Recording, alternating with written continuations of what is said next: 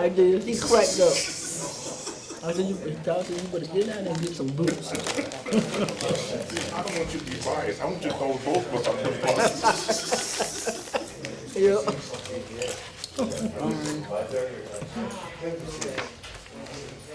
Good evening, everybody. Good evening. Hello. Hello. The tie and everything. Yeah, man. I'm gonna fake it till I make it. Mama. Huh? Be voucher. I do not know what they are. Pay voucher? We don't have pay vouchers. Broke on my phone. You've been the man 6 weeks. I don't know where they are either. I can honestly say this. Gillian family is a transplant. They ain't old school like they say. Yeah, they came in. We came in when the hotel was hiring chambermaids. Wait. That's how far. I'm over following the like I said. Gillian family. We playing for them. Only two so far. So you know. He's one of them latter-day saints. As soon as another person walk in the door, I'm ringing the bell. We have him in our prayers.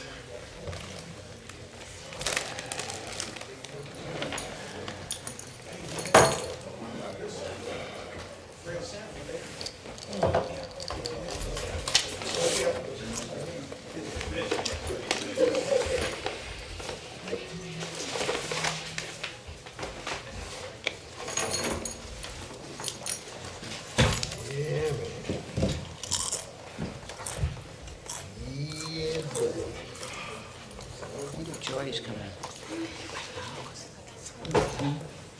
Bedlam was cooking. You ready to do this thing tonight? No, not yet. Ready to do it? Have to wait a few minutes. Okay. Council President, I feel like breaking out with a happy birthday over there, man. Somebody just had a birthday, man. Who's this? A finance director. Oh, You ready to break out with? that's your birthday? Mr. Matt? No, it was on, He's focused. it was on the 2nd, which was Sunday. Well, happy belated. Thank you. Yeah, belated. Thank you. Yeah, I did see those lovely ladies jump out of that cake on Facebook. So, Oh, you had that trick done too? Yeah, I actually had I had a fundraising for a event on Friday. I'm sorry, you had a what? Yeah, I had a fundraiser. Fundraiser. Birthday event on Friday. Good. So, Good for you. yeah, there were images all over Facebook and so on. Good for you.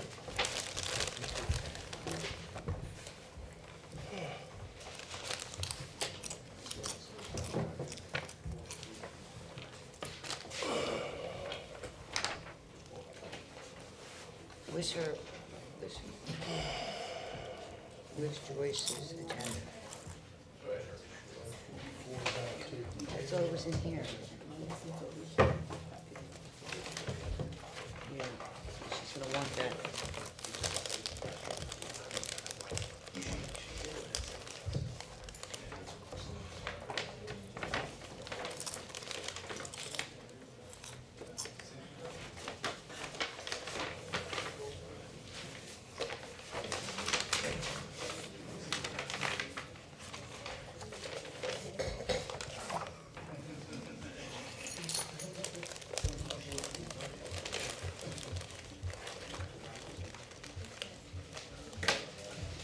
Okay.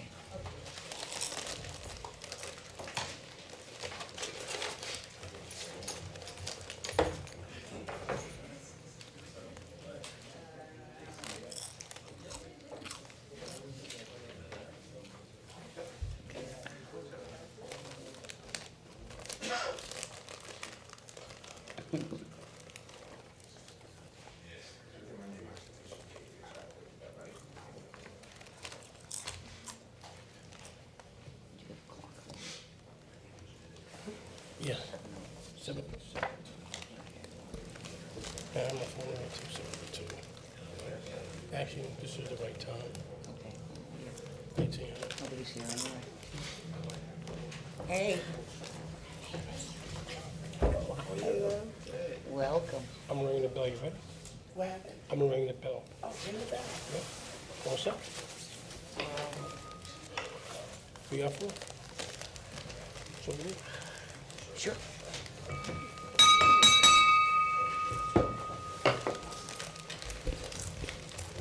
Good evening. This is the conference meeting of the City Council of the City of Orange Township, held in the council chambers of City Hall, 29 North Day Street, Orange, New Jersey, on Tuesday, December 4th at 7 p.m.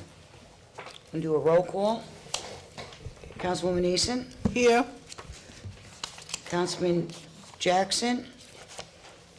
Absent. Councilman Johnson Jr.? Here. Councilwoman Summers Johnson? Here. Councilwoman Donna Williams? Absent. Councilwoman Wooten? Absent. Council President Coley? Present. Also present is myself, Madeline Smith, Deputy City Clerk. Joyce Lanier, the City Clerk, will be late. Chris Hartwick, Business Administrator, is absent. Gross Montius, the City Attorney, is absent. Kenneth Douglas is present. Adrian Mapp is also here. Director Todd Warren is here. Legislative Research Officer Marlon Towns is here. Margaret Amir is here, and Lisette Sanchez will be late. For the record, Mr. Mapp is filling in for Chris Hartwick, the BA, acting BA, for tonight. Please stand for a moment of silence.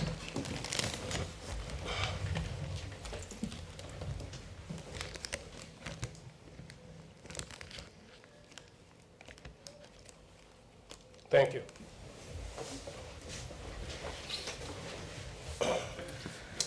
Please be apprised, anyone wishing to discuss agenda or general items shall sign one book.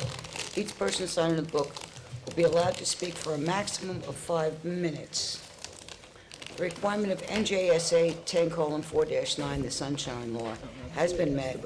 A notice of this meeting was sent to the Star Ledger and published in the record transcript on July 12, 2018, posted on the bulletin board in City Hall, and filed in the office of the City Clerk. City Attorney Montellis arrived at 7:05. Councilman Jackson arrived at 7:05. We have matters for discussion. There'll be plaque presentations for a Mr. Wright, presented by the council president.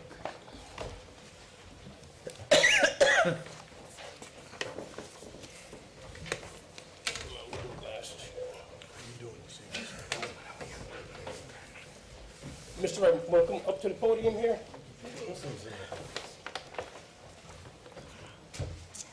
Councilwoman Adrian Wooten isn't here.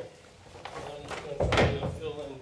First of all, congratulations. Thank you. How you feeling today? All right. Me too. Me too.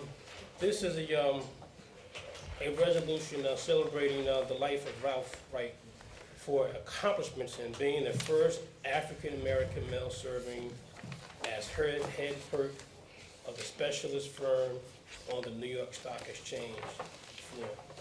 Wow, congratulations. That right there is an accomplishment all within itself. Sponsored by Honorable Adrian Wooten, whereas Ralph Wright was born December 29th, 1950, to David and Novena Wright.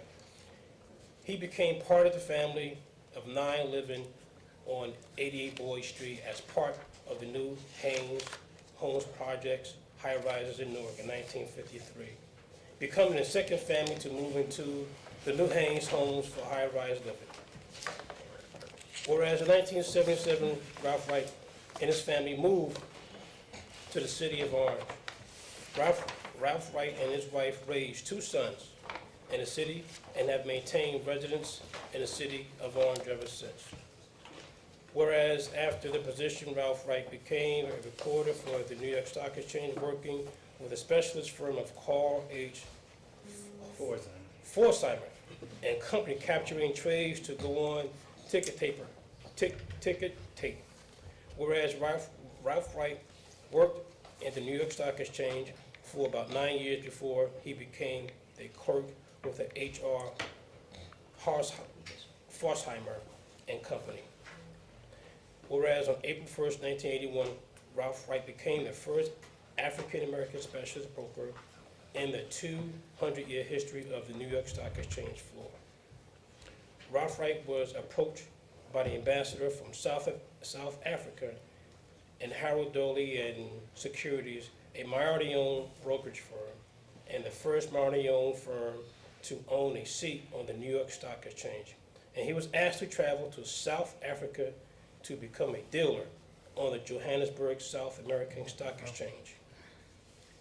Whereas October 1955, Ralph became a dealer on the Johannesburg Stock Exchange floor. 1995, I stand corrected. Whereas Ralph Wright been doing specialty financial consulting with King & Wright LLC while being semi-retired. Now therefore be resolved, the Municipal Council, City of Orange Township, does hereby celebrate the life and many accomplishments of our own Ralph Wright, a resident of the City of Orange Township, adopted October 16th, 2018 by the clerk, City of Orange, signed by the Council President Kerry Curley. Congratulations, Mr. Wright. Thank you. Any words? No words. Would you like to take a photo with us? I'll let Jamie speak for me. Okay. I get to speak first? Okay. Yay!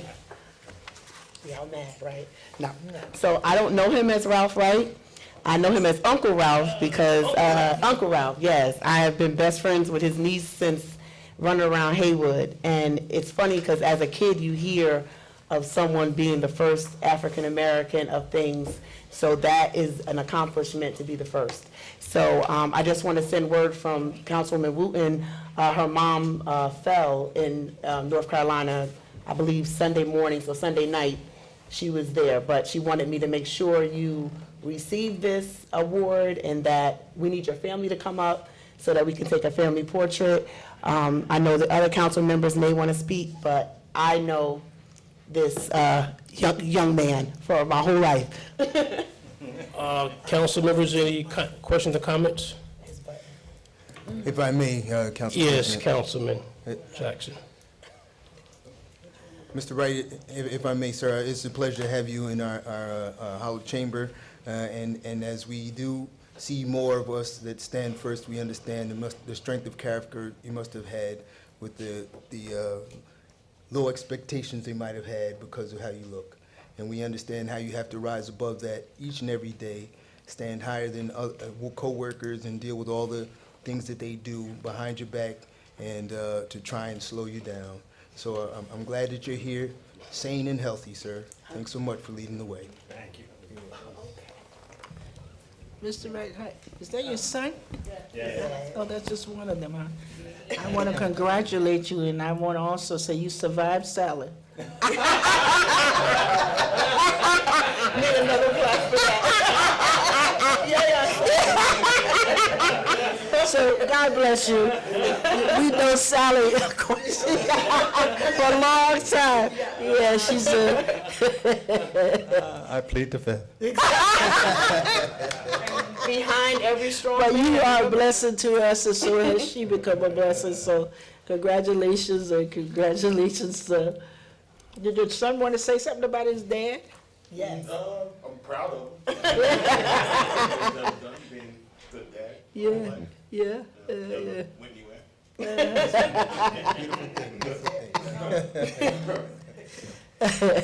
So Sally's always very vibrant and wears beautiful colors. My favorite color, red. So, yeah. So, congratulations.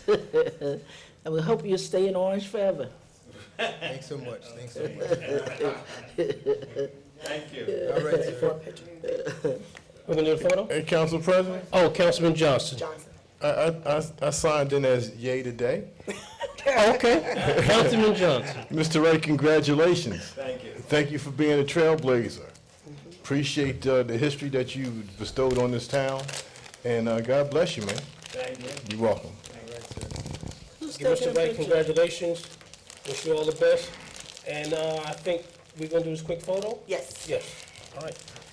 you guys get to come up there. Yes.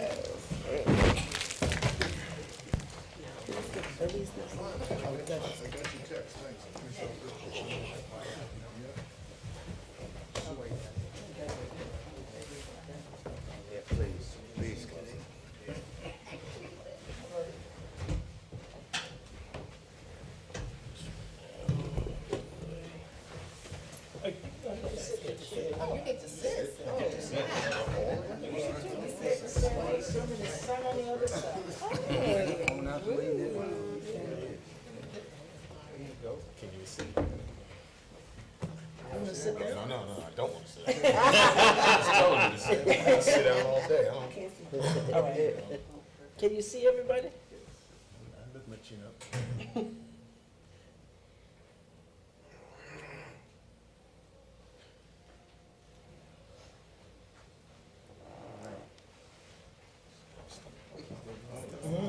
Got it?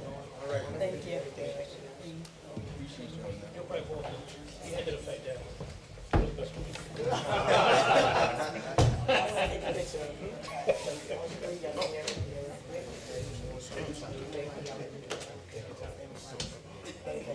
Yeah, I didn't know what she's gonna do.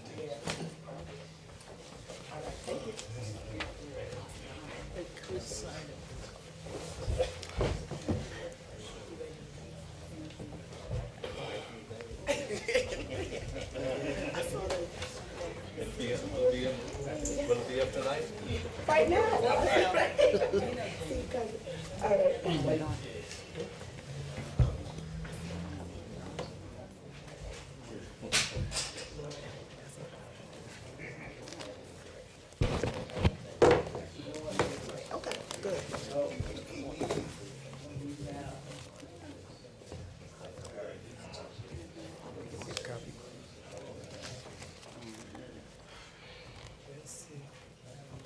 Should we just, Yeah, let's just wait for her. I don't know what it is. Then we can just do like, I did already.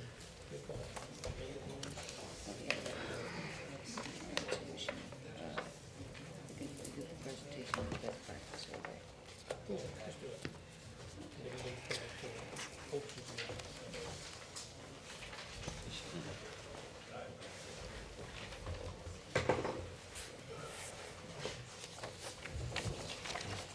Okay, so what we're going to do this evening until Councilwoman Williams is able to be here is we're going to go right to the presentation of the best practice survey. Yeah. Mr. Knapp, you ready? Yes, I am, Mr. Council President and members of the governing body. I am presenting to you the annual best practices, which is a document that the Division of Local Government Services has been requiring of municipalities and counties for the last few years. And this year, the number of questions were just about doubled. We had to answer a total of, I believe, 61 or so questions this year. It is based on, the score will determine whether or not the city received the full amount of the state aid that municipalities are entitled to. And so, in order to get 100% of your aid, you have to answer a certain number of questions. In this case, we receive a score of 84%. that means that we got 51 out of the 61 questions. And that 51 is made up of 42 yes answers, 4 not applicable, and 5 were prospective, meaning that in the future, we will give attention to those things. And the division knows that not everything on the best practice is actually in effect across municipalities today. So that's one of the options you have when responding to the best practice survey. So out of 61, we got a total of 51, or 84%, and so therefore, we will not lose any state aid in the coming year. Now, I am not sure how you want to do this, whether or not you want to go through each one of these, or if you've had the opportunity to review these best practices, and if there are any questions that you have on any specific areas of the best practice. I should also add that this year, they have also added a section for opportunity zones, and that expanded the questions from 61 to, I believe, 80 to 86, I believe.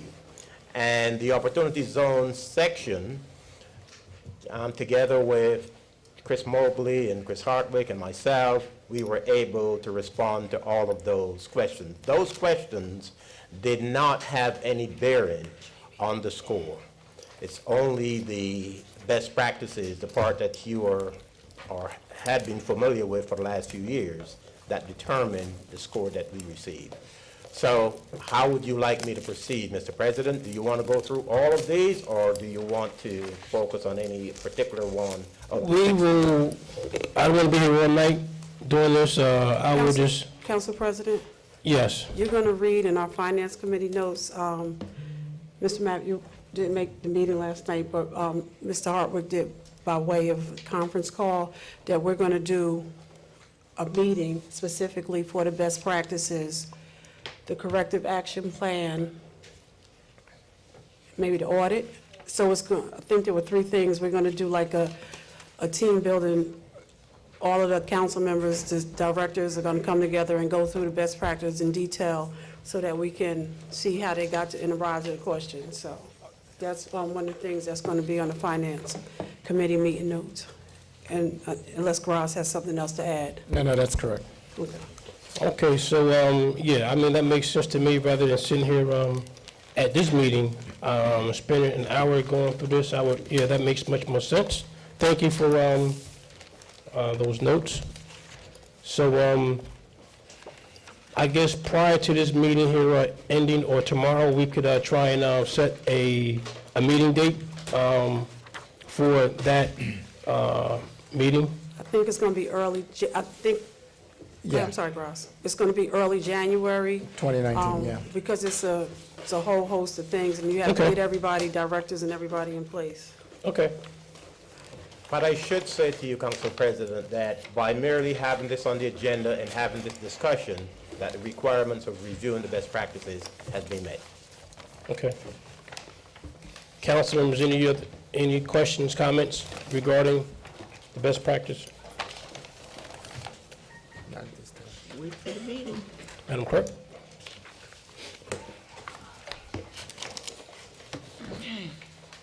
The presentation for the corrective action plan has been canceled. What we'll do now, since Councilwoman Williams is present, she has a plaque Mr. Black. right here. She's going to present to Mr. Elvin Austin.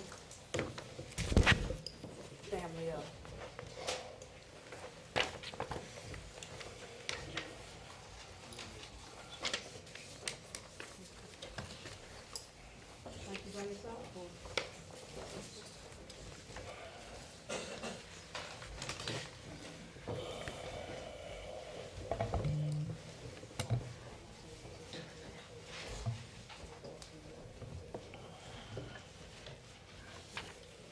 This is a resolution celebrating the life of Elvin Austin.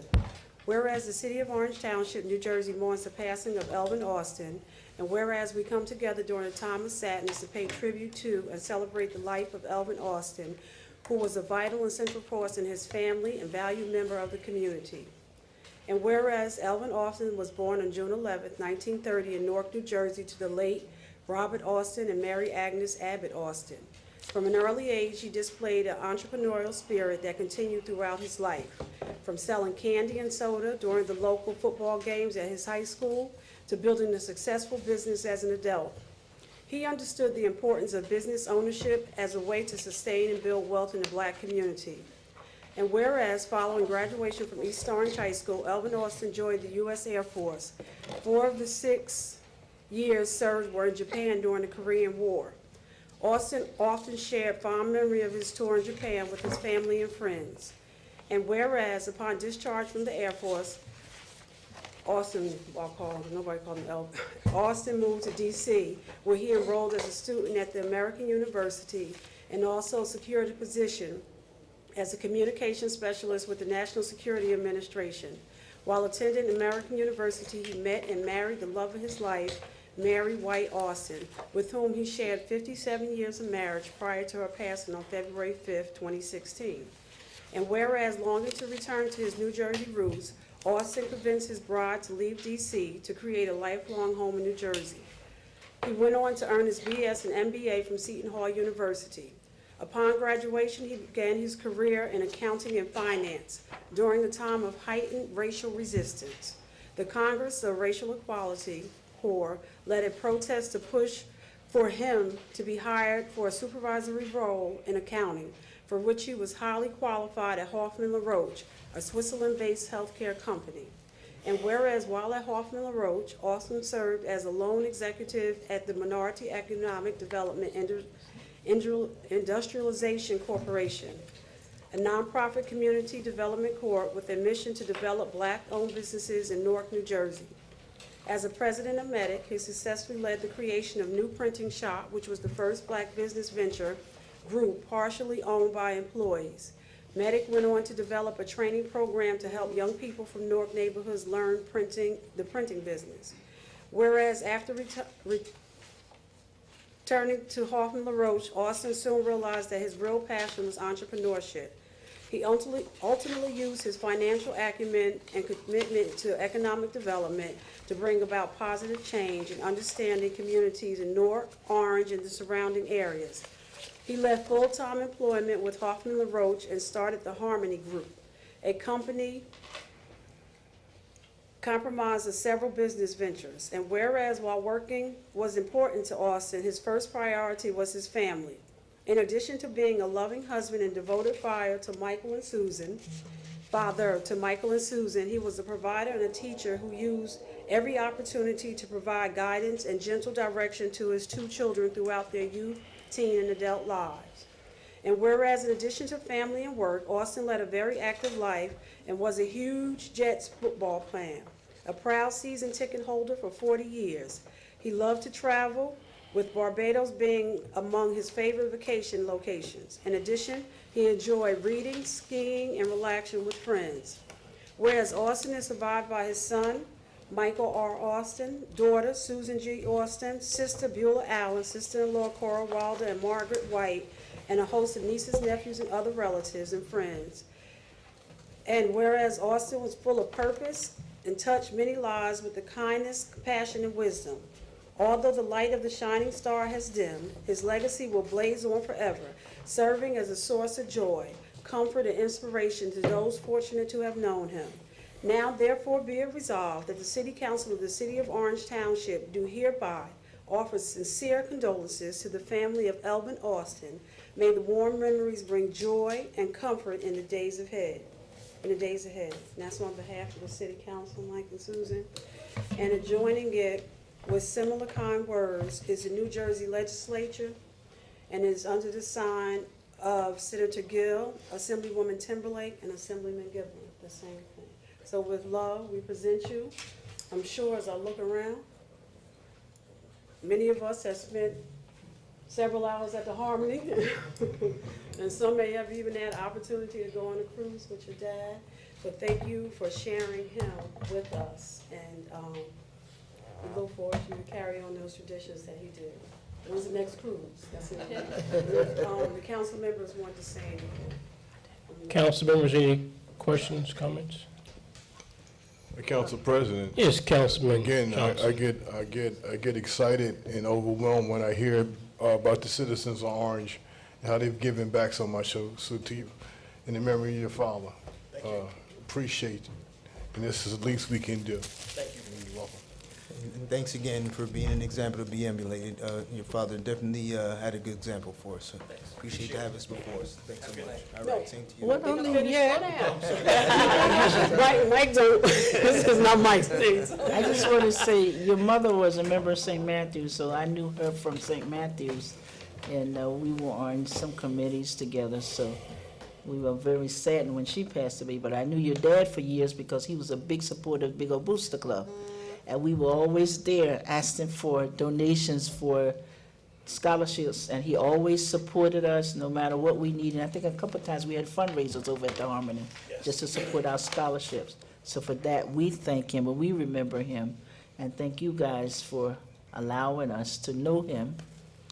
He was a good man, yeah, but I know he missed your mother tremendously after she passed, because they were a pair. So, but may God bless both of you, and keep in touch with us. Okay. All right? Councilwoman Simmons Johnson. Just, I'm glad that you're able to come and receive this for your dad, and I hope that it warms your family's heart to have the award. Council President? Just my sincere condolences to you. I just know about a year and a half when I lost my pops. You know, it's such a void that is just hard to fill. And again, just my sincere condolences to you. And I know that each passing day gets a little easier, you know, but it will never be the same. And Council President, just one, before Mike and Susan Lou, y'all can take a picture, but I also want to present another plaque from the Board of Chosen Freeholders to you as well. And if we could just grab a picture real quick, Council President.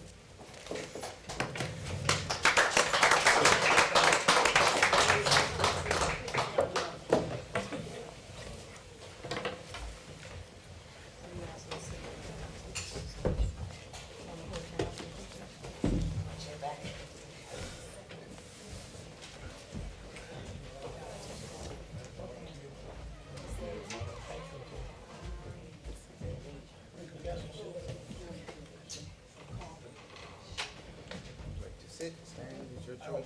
Whatever's better.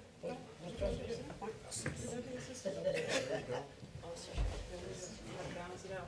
Come around. You gotta balance it. Come this way, guys.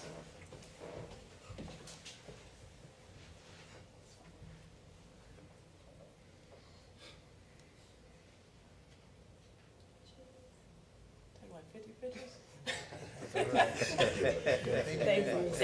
Thank you all. Just stand in the back and walk. It's that. It's that. Let's go to the back. All right, here comes the cavalry.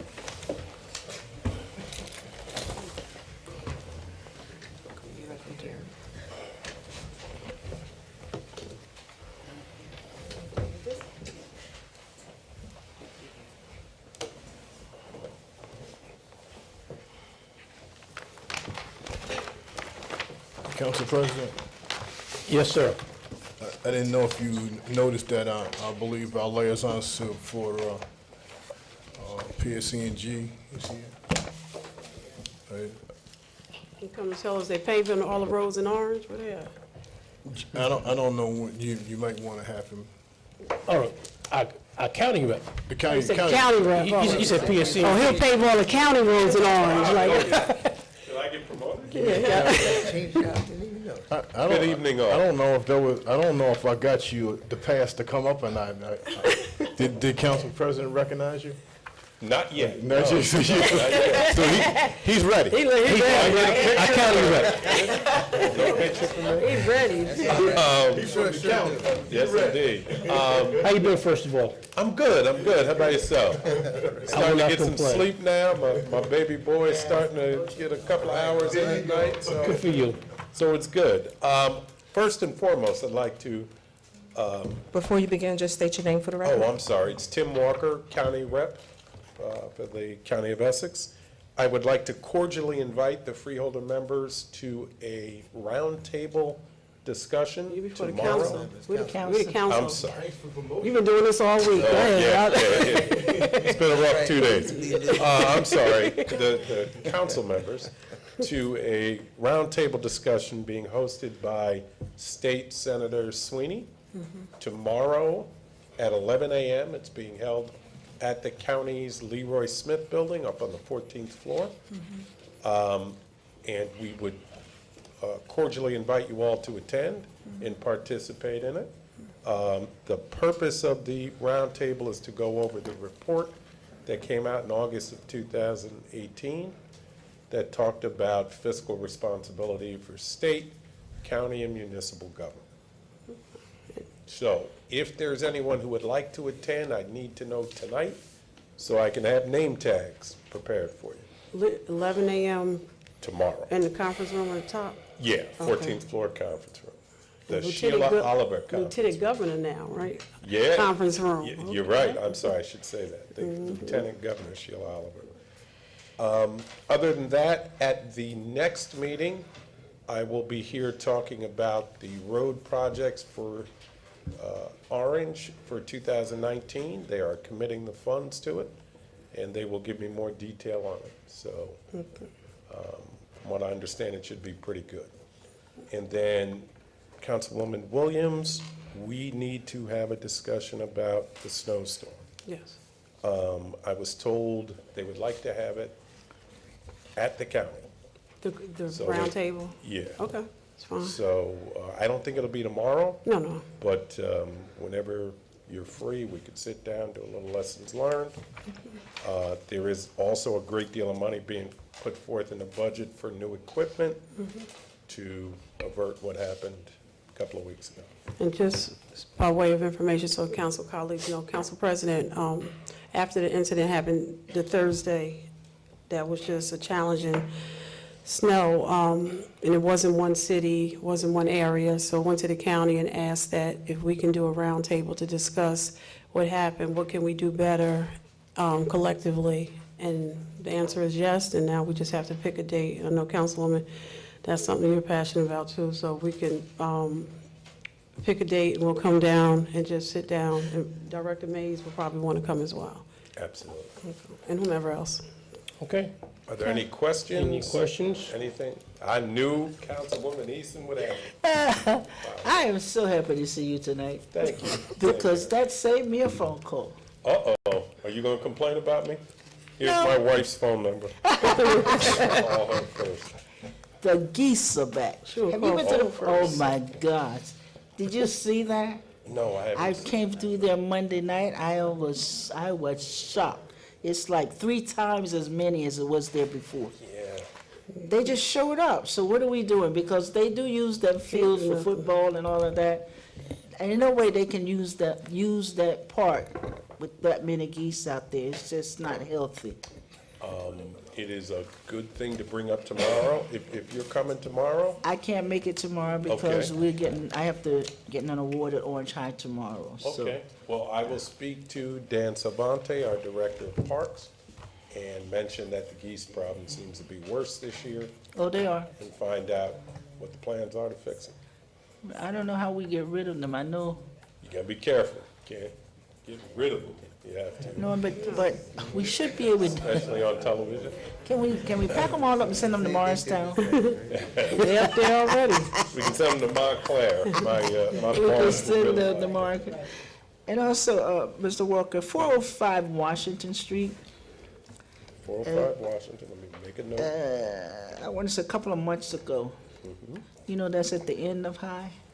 A car went under that house. Yeah. Under the house? Yeah, tore it up the whole front. She just got it repaired. God. Because, you know where Star Tavern is? You know, High Street ends there. He went right up under her house. So I would like to, I guess, talk to you, maybe send a message to Joey D. and feel that we gotta put a barrier there. I know Mr. Hartwick was talking about those balances, but I think they're a little too expensive for us, so maybe we can share the cost, because So that you is a, want to put some kind of a road barrier you know, there? those little round things, Posts. the The posts? post, Yeah, yeah. not the ones that's in East Orange or in Main Street, but a little bigger. I Okay. think he calls them balances, right? I think that if we're gonna do it with councilmen, put up those barriers that they have on the highway. Yeah, Because, my years in the police department, I can't tell you, at least 2 nights, we chased somebody and they ran directly into the driveway. oh, I mean, into the garage. yeah. And, yeah, it's bad. So- When people who's not familiar with the area, they come right down High Street and they go right through the light, right into the property. It's bad. Yeah, her fence is still down, by the way, but, so I think Yeah, before we we have need one a of those major. highway, Yeah, I guess, The concrete railing. barriers or the railings? well, The rails. the railings. Okay, That's what's needed.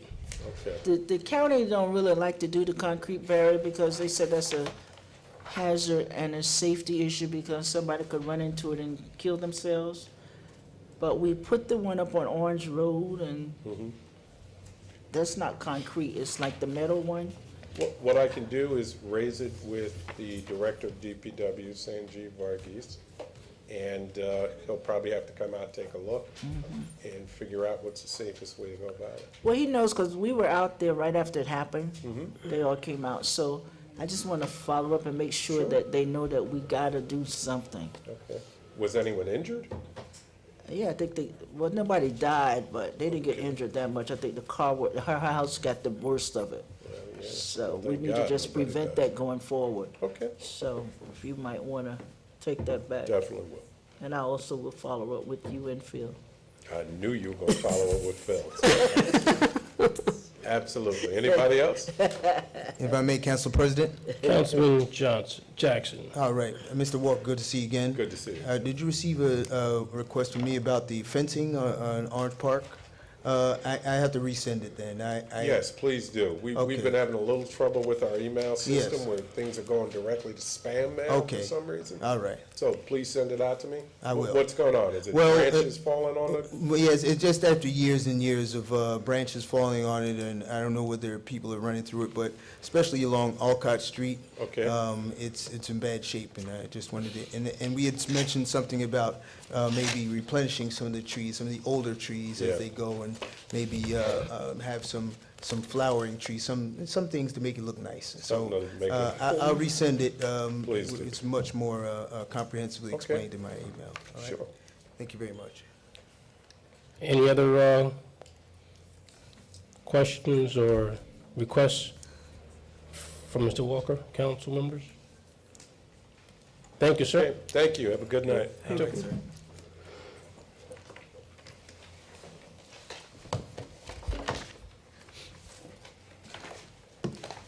The resolutions and ordinances on tonight's agenda, are there any of them that you wish to discuss at this time? Council members, Mr. Mays is, Council President, if I may. Councilman Johnson. Resolution 345, 2018, builders. 345, okay.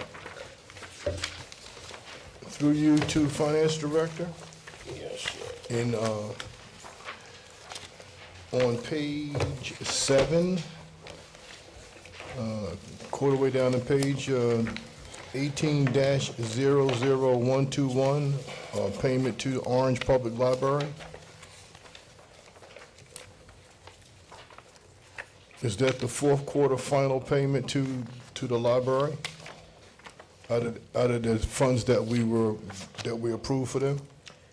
In light of the fact that we are in December, I believe that is the final payment. What else do we owe, Madam CFO, can you come forward?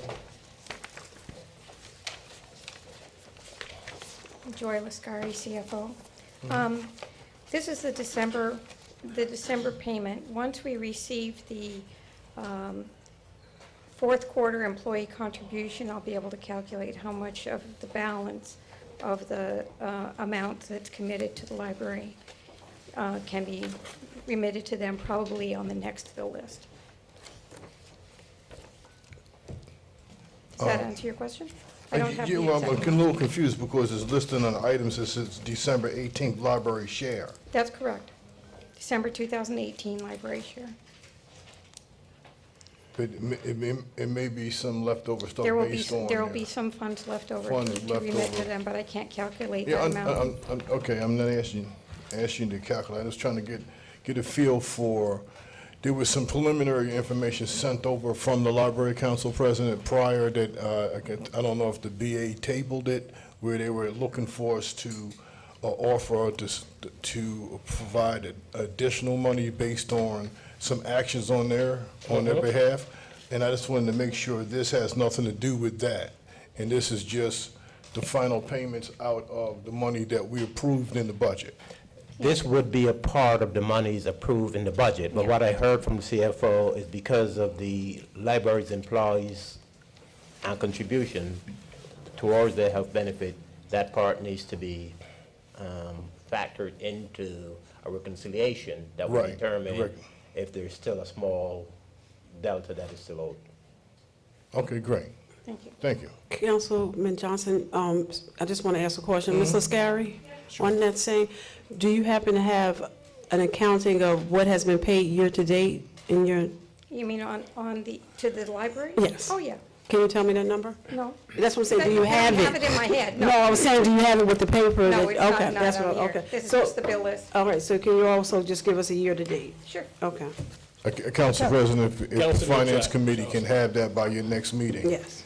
So Okay. we can Was there any discuss. other questions on this? No, Or on thank the you. bill list? Well, before I. Any other question on the bill list for the CFO while she's here? Council President, I do have one question. Councilman Jackson. That's on page 9, and it's in the first third of the page under DCA fees. I see it's the third quarter state training fees, and I just wanted Yeah, to, if we can just yield to the report, because we have that all in the report. Okay, That's the fine. purpose of us having a meeting and doing the report, okay, being efficient. Thank you. that's fine. Well, just finish your question real quick. Well, what it was, I just wanted to ask about, how many people were trained, what were they trained, or what was the purpose, where did they go? Yeah, Just to. that's not actually the definition of this particular, it's not training. Okay. In that sense, like an Yes. employee training. All right. Certain fees that are collected, a certain portion has to be remitted to the state, and they call them DCA training fees. Right on. But they're not training fees. Okay. Like we think of as in terms of an employee training. All right. So this is a required portion of the fees that are collected that must be remitted to the state. That must be remitted to the state. And this particular portion that were collected from citizens in Orange? Yeah, it's, Go ahead. it's the planning division's revenues for, I'm trying to remember the account numbers.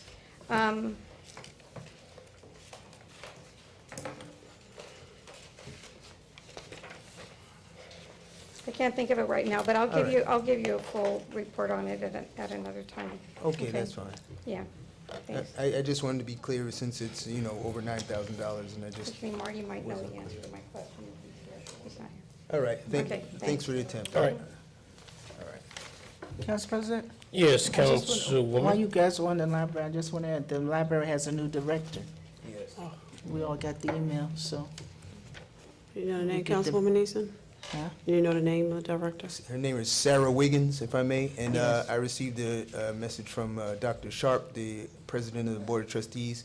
I invited her to introduce Ms. Wiggins to the body, probably at our next meeting, all right? Okay, thank you. Thank you. Council members, any other questions on resolutions and ordinances? Motion to adjourn? Move. Second. Motion by Councilwoman Williams, second by Councilwoman Easton. All in favor? Aye. Any opposed? Meeting adjourned 7:44 PM.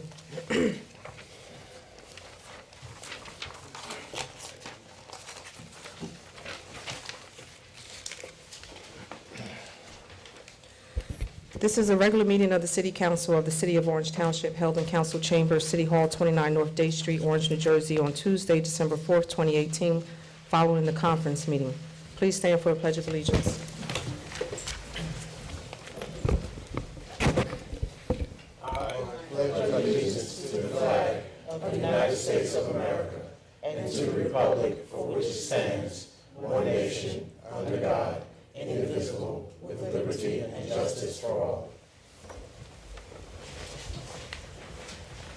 Roll call. Councilwoman Easton? Here. Councilman Jackson? Here. Councilman Johnson Jr.? Here. Councilwoman Summers Johnson? Here. Councilwoman Williams? Present. Councilwoman Wooten is absent. Council President Coley? Present. Also present, Joyce Lanier, the city clerk. Grace R. Montellis, the city attorney. Is there a representative from the fire department? Oh, Director Douglas, Fire Department. Adrian Mapp, the finance director. Todd Warren, the police director. Joy Lascari, chief financial officer. Marlon G. Towns, legislative research officer. Margarita Homer, senior clerk in the clerk's office. And Lisette Sanchez, record support technician. The requirements of NJSA 10:4-9 et sec, the Sunshine Law, has been met.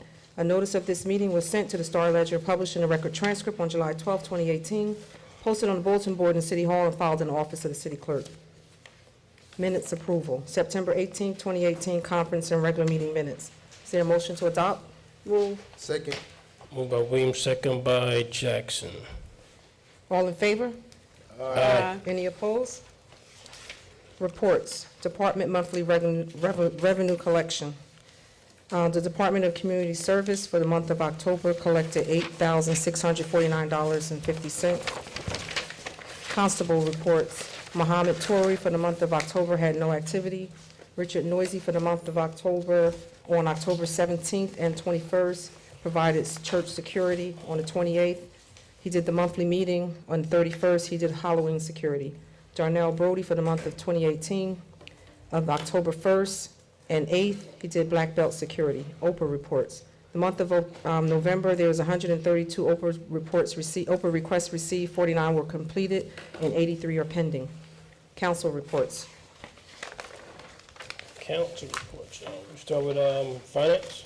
Thank you, Council President. The Finance Committee met yesterday, December 3rd. In attendance was myself, Councilman Jackson, Attorney Grace Montalez, Citizen Appointment Carol Perkins, Senior Clerk Quinn Fields. The meeting convened at 7:20 p.m. That's an echo. Now, I can sit back here and talk now. I have to sit up on it, huh? I asked a question, regarding best practices. I asked a question, how did the administration come up with the answers to the best practice question? Mr. Montellis said that he will refer to the VA for a response, and we talked about that earlier, how we're going to work that out. We also talked about the opportunity zone, and we wanted a summary of what an opportunity zone is so that the public can have that. Is that available tonight? No, it's not available tonight. I think the BA stated that we're going to Work on- contact. Correct. Okay. Correct. Councilman Jackson asked who provided the answers to the questions of best practice, and as Mr. Matt discussed that earlier, it was a suggestion that the BA do a team building, which they agreed to, so that will be coming forth in early January. And again, we reiterated that the purpose of the best practice questionnaire is to help the city be informed and see how we're doing, and it also helps us to prepare for the budget. Regarding the corrective action plan, we asked if the administration will hand out copies, but as we know, it was postponed. So there will be a corrective action plan, copies to be handed out to the council and to the public. Mr. McInerney will be presenting, and it will be postponed until the meeting on this 18th. Mr. Monstelli, okay, talked about he will refer to the BA. Regarding taxi cabs, I asked Mr. Montellis to be prepared because there are several questions going on. We informed that the code was silent in terms of succession of when spaces have to move because a person leaves, and Mr. Townsend is working on that, and I guess you'll confer with Mr. Montellis as to where you are. And also regarding the taxi cabs, there's an issue with Uber and Lyft. And can you guys talk about that? Because most municipalities have all put in place where there's a pickup place for Uber and Lyft, and it's not the taxi cab, and that has to all be worked out. So hopefully by the 16th, you'll have an update on that. Radium girls, this is a question that continually comes up time and time again. Councilwoman Easton received a call from a resident who suggested that we put a historical marker out there educating everybody about the site, how it was, just lost the word, remediated, and what was the outcome of that, and probably the biggest outcome of that site, and Which site? where the radium was. Where was? Radium. I think you want to hold off on I'm that. I'm just talking about the meeting, that's all. Okay, This is okay, just all minutes. And so there is a desire to put a historical marker there so that everybody can understand that it has been abated. But more importantly, what came out of that, and our OSHA law was one of the things that came out of, that developed out of that. Mr. Hartwick, as I stated earlier, joined us via conference call regarding the agenda items. Mr. Montellis, I had that you're going to make a statement. Are you going to defer that to later? There's going to be much discussion on 49, 50, and 51 because it's the public hearing, and our redevelopment council is here as well. And I just wanted to remind that there's still an outstanding report due from the administration regarding handicap spaces that the council has requested, 60 and 61 as well. That's the Crane Street project and the redevelopment council. That's on the agenda. We'll address that during the public hearing. And 334, is it 344? It's supposed to be 344, 2018, is a personnel matter, and we will possibly be going into an executive session regarding that. And the bill list was, there were questions, and it was specifically about the question that Councilman Jackson brought up, and as our CFO stated, that municipalities have to pay fees to the state. We have an annual fee that we have to pay. We pay it quarterly, and this is, I think it said the third quarter, to the DCA, and that fee allows municipalities, when they have to do certain trainings and things like that throughout the state, this is a part of how it's paid for. Thank you, Council President. Council President, real quick, where is 334? 344? It's not on, no, you got Is it 334? It 334. might have been right. It's not on the agenda. So it's 344. It's a typo. Where's the agenda? It's 344. You got it? Yeah, but on there it says 334. And I correct. Okay. Anything from the planning? Planning board? Yes, planning board? Let's see, we just had a meeting and memorialized some projects. Master plan. But we don't have nothing new that I can remember. When are we gonna vote on master plan? We went over the master plan, we approved that. That's not new. It's approved. But it's gotta come before the council too, so. But it's approved at the Yeah, planning board we level. approved that, the master plan, and the initial wing group did a good job on that. So we complimented them on a great job, and there wasn't a lot of questions. But what I think people fail to realize, that the master plan is a work in progress. You can modify it at any time you feel that you can, so it's not cut in stone. It's just a roadmap for the city. But there can be changes made to it at any time. Thank you. Anything from the ABC board? Council President, Yes, hold on. Councilman Johnson. if go I ahead. may, through you to Councilwoman Easton, Yes. could she explain for the benefit of me to understand, because I did attend the meeting.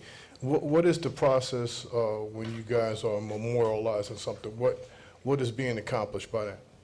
What happened is when we get a project, a redevelopment for approval, and we go through the application and all of the design, we pass it, that we're gonna move it forward, then we have to memorialize that so that it reflects what we've suggested that they need to do when they do the project.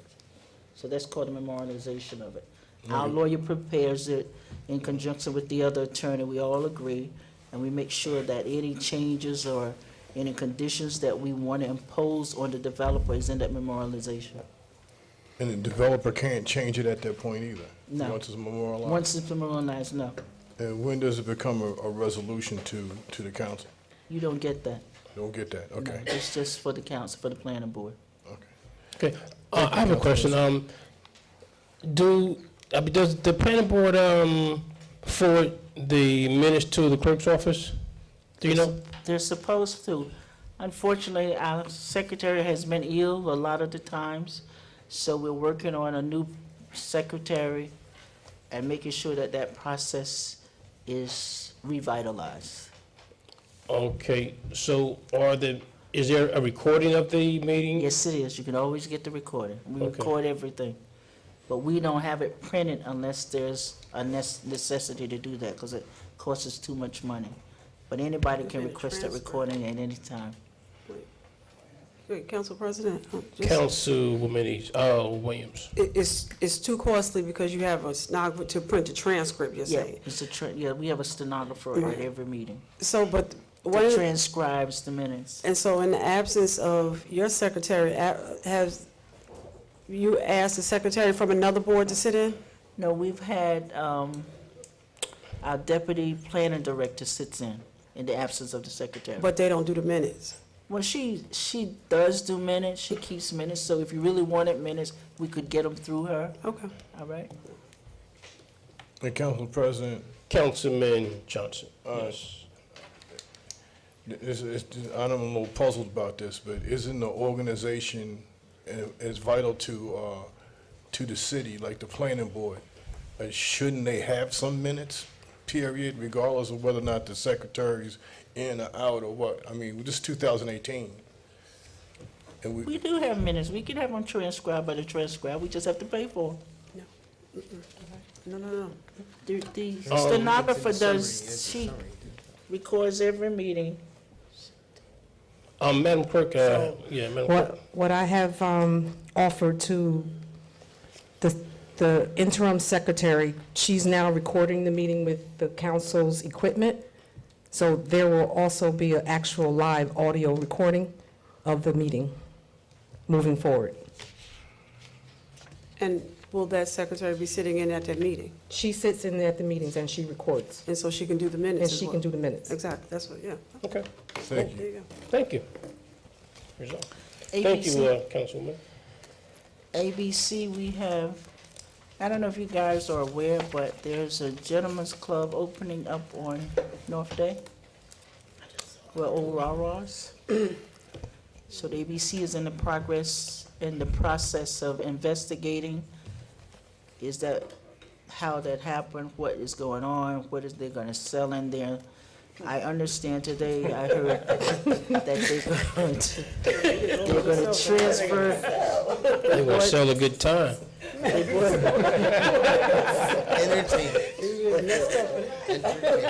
So, I understand today that they bought a liquor license, we're just trying to figure out where they got it from. But just so you know, when you ride by there, Yeah, we did. Hey, Council President, no pun intended, but I don't know if Councilwoman Easton was saying you guys as if 7 council members, or she was just talking to the guys on the council. I mean, she kind of slid at you guys. I think that should be clear, she should have mentioned council members in that statement of the gentleman's club being you guys. oh, so you wanna make sure I include the women. Absolutely. So council members, women and men, there's a gentleman club in the making on North Day Street. All right. Thank you for the update. Yeah, massages at the last I'll meeting. be parked outside to see who's. We had massages at the last meeting, and now gentlemen club.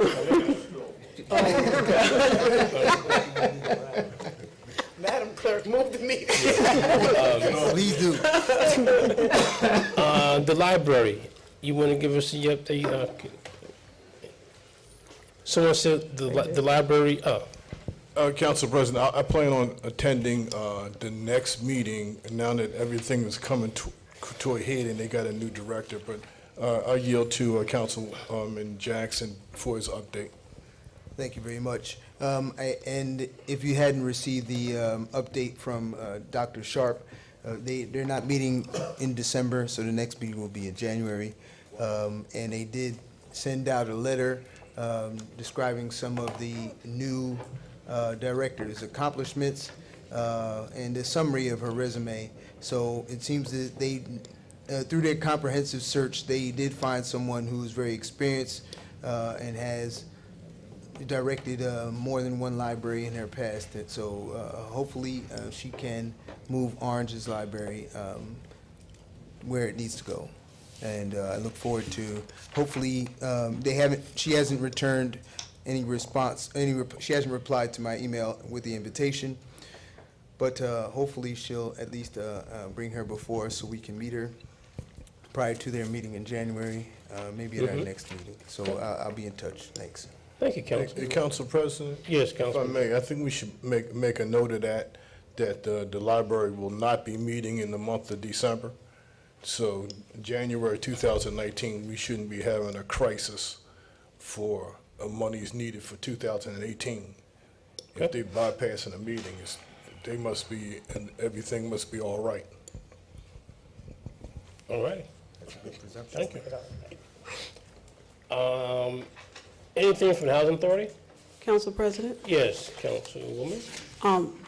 As you know, we passed a resolution to honor Peg Milton. She's retired. Yes. And there are other retirees, Mike Fryer, and as we discussed last week, we also lost, and these are all longtime Orange residents.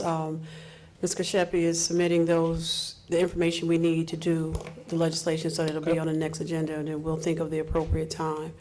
On another matter, you and I had a discussion this afternoon. Yes, And- yes. What I'm going to do is I'm just going to continue doing the fact finding, and then I'll have a report at the next meeting. Okay? But you've seen the pictures and everything. Yes, I did. Okay. Thank you. Thank you. Ms. Gordon, anything from Public Works?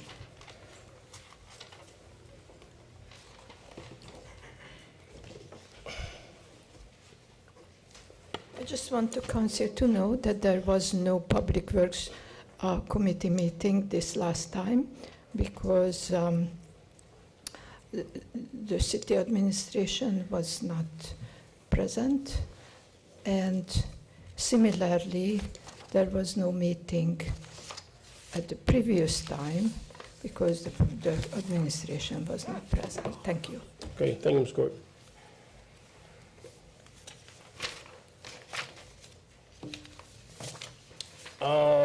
Police Department?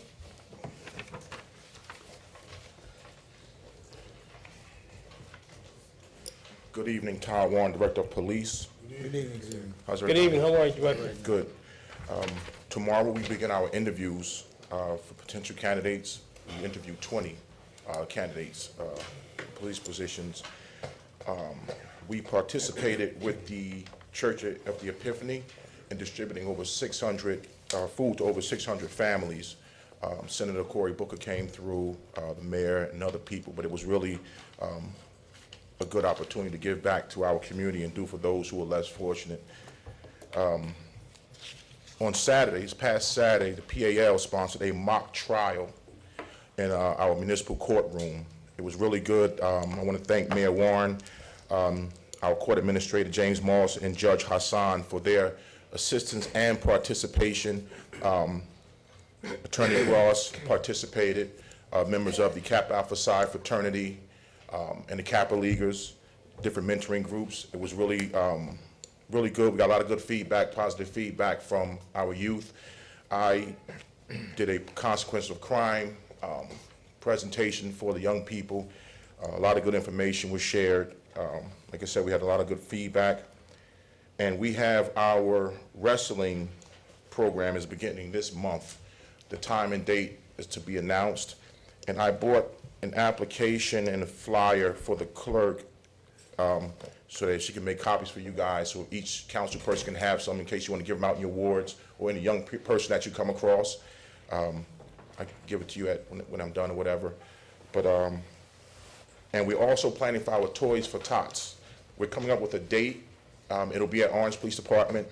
Last year, we gave out toys to over 600 families, 700 families last year, and we're looking forward to doing the same thing. We decorate our training room and the hallways, and it's really a good feeling to see the kids coming and the families coming in and getting support from the police department and being able to do something other than just arresting folks and, you know, carrying out law enforcement initiatives. Thank you, Director. Council members, any questions, comments for the Police Director? Council President, Councilwoman Williams?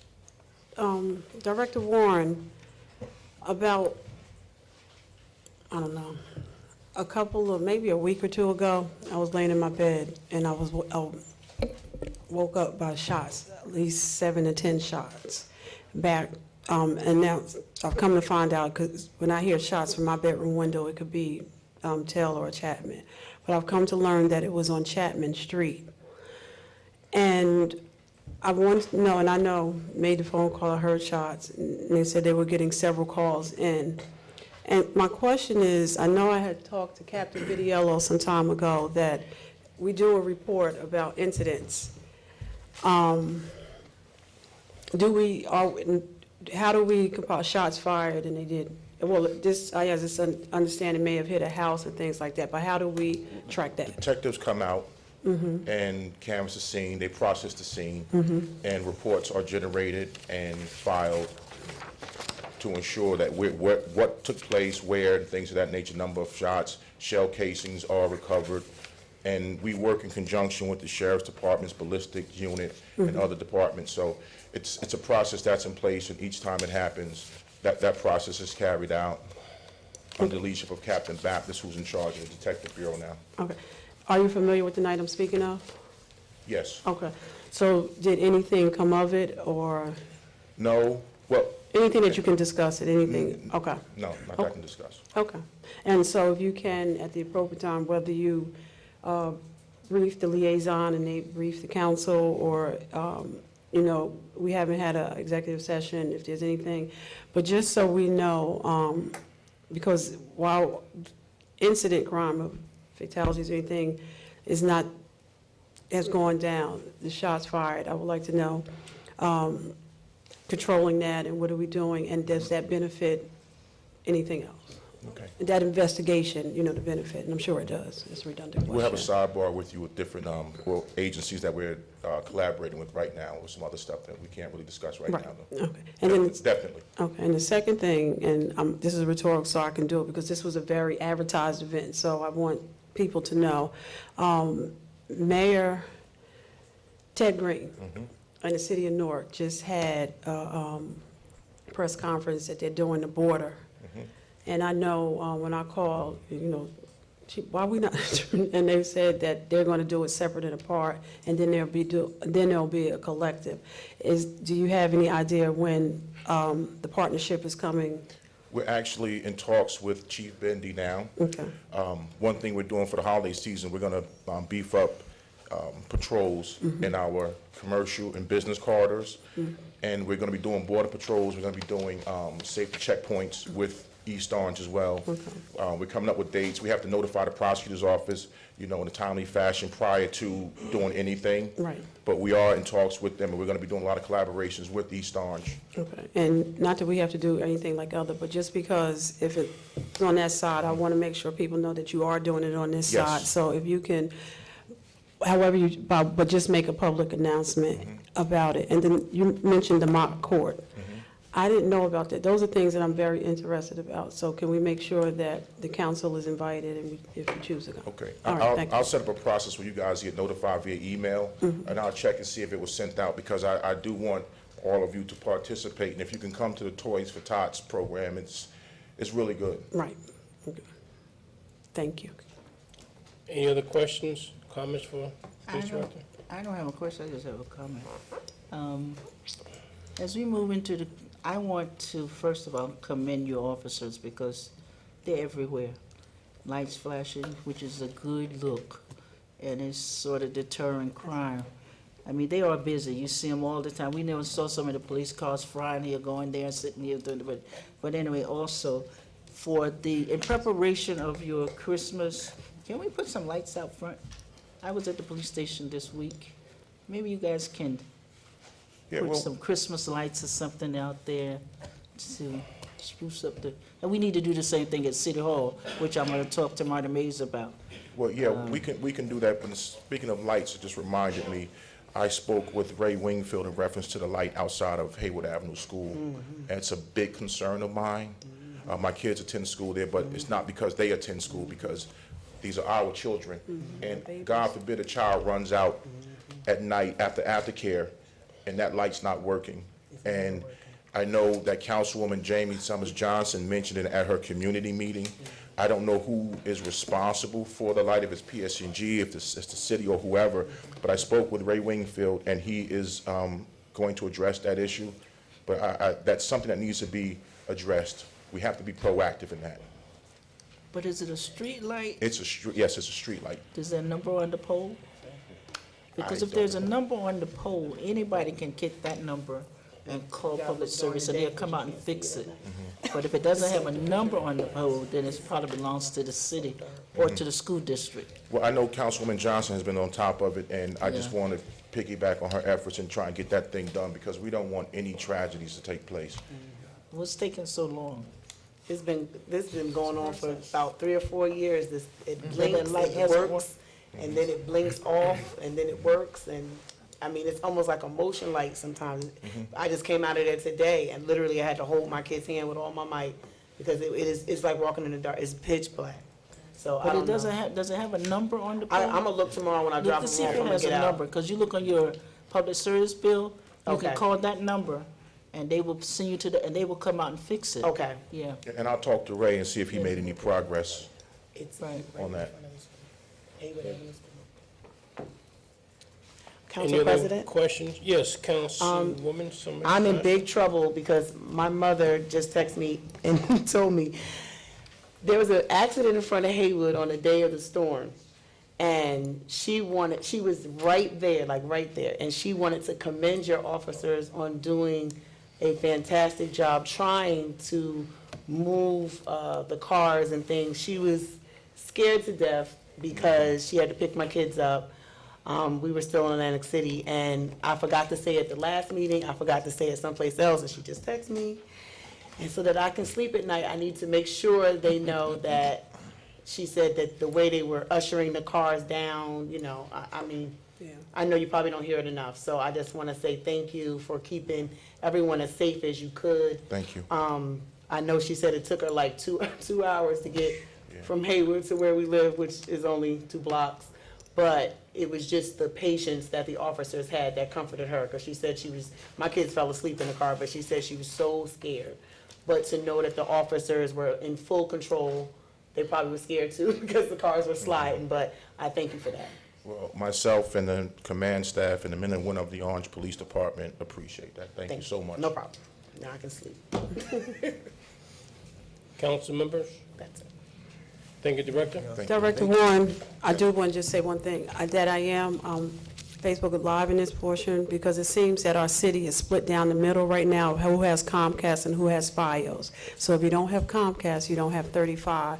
So the citizens portion, and now that I found the police page, and I'll just switch what you said right over to the police page, so people can Thank see you. it. And please like our Facebook page. Encourage your friends to like our Facebook page also. Tell your Thank friends you. too. Director Douglas?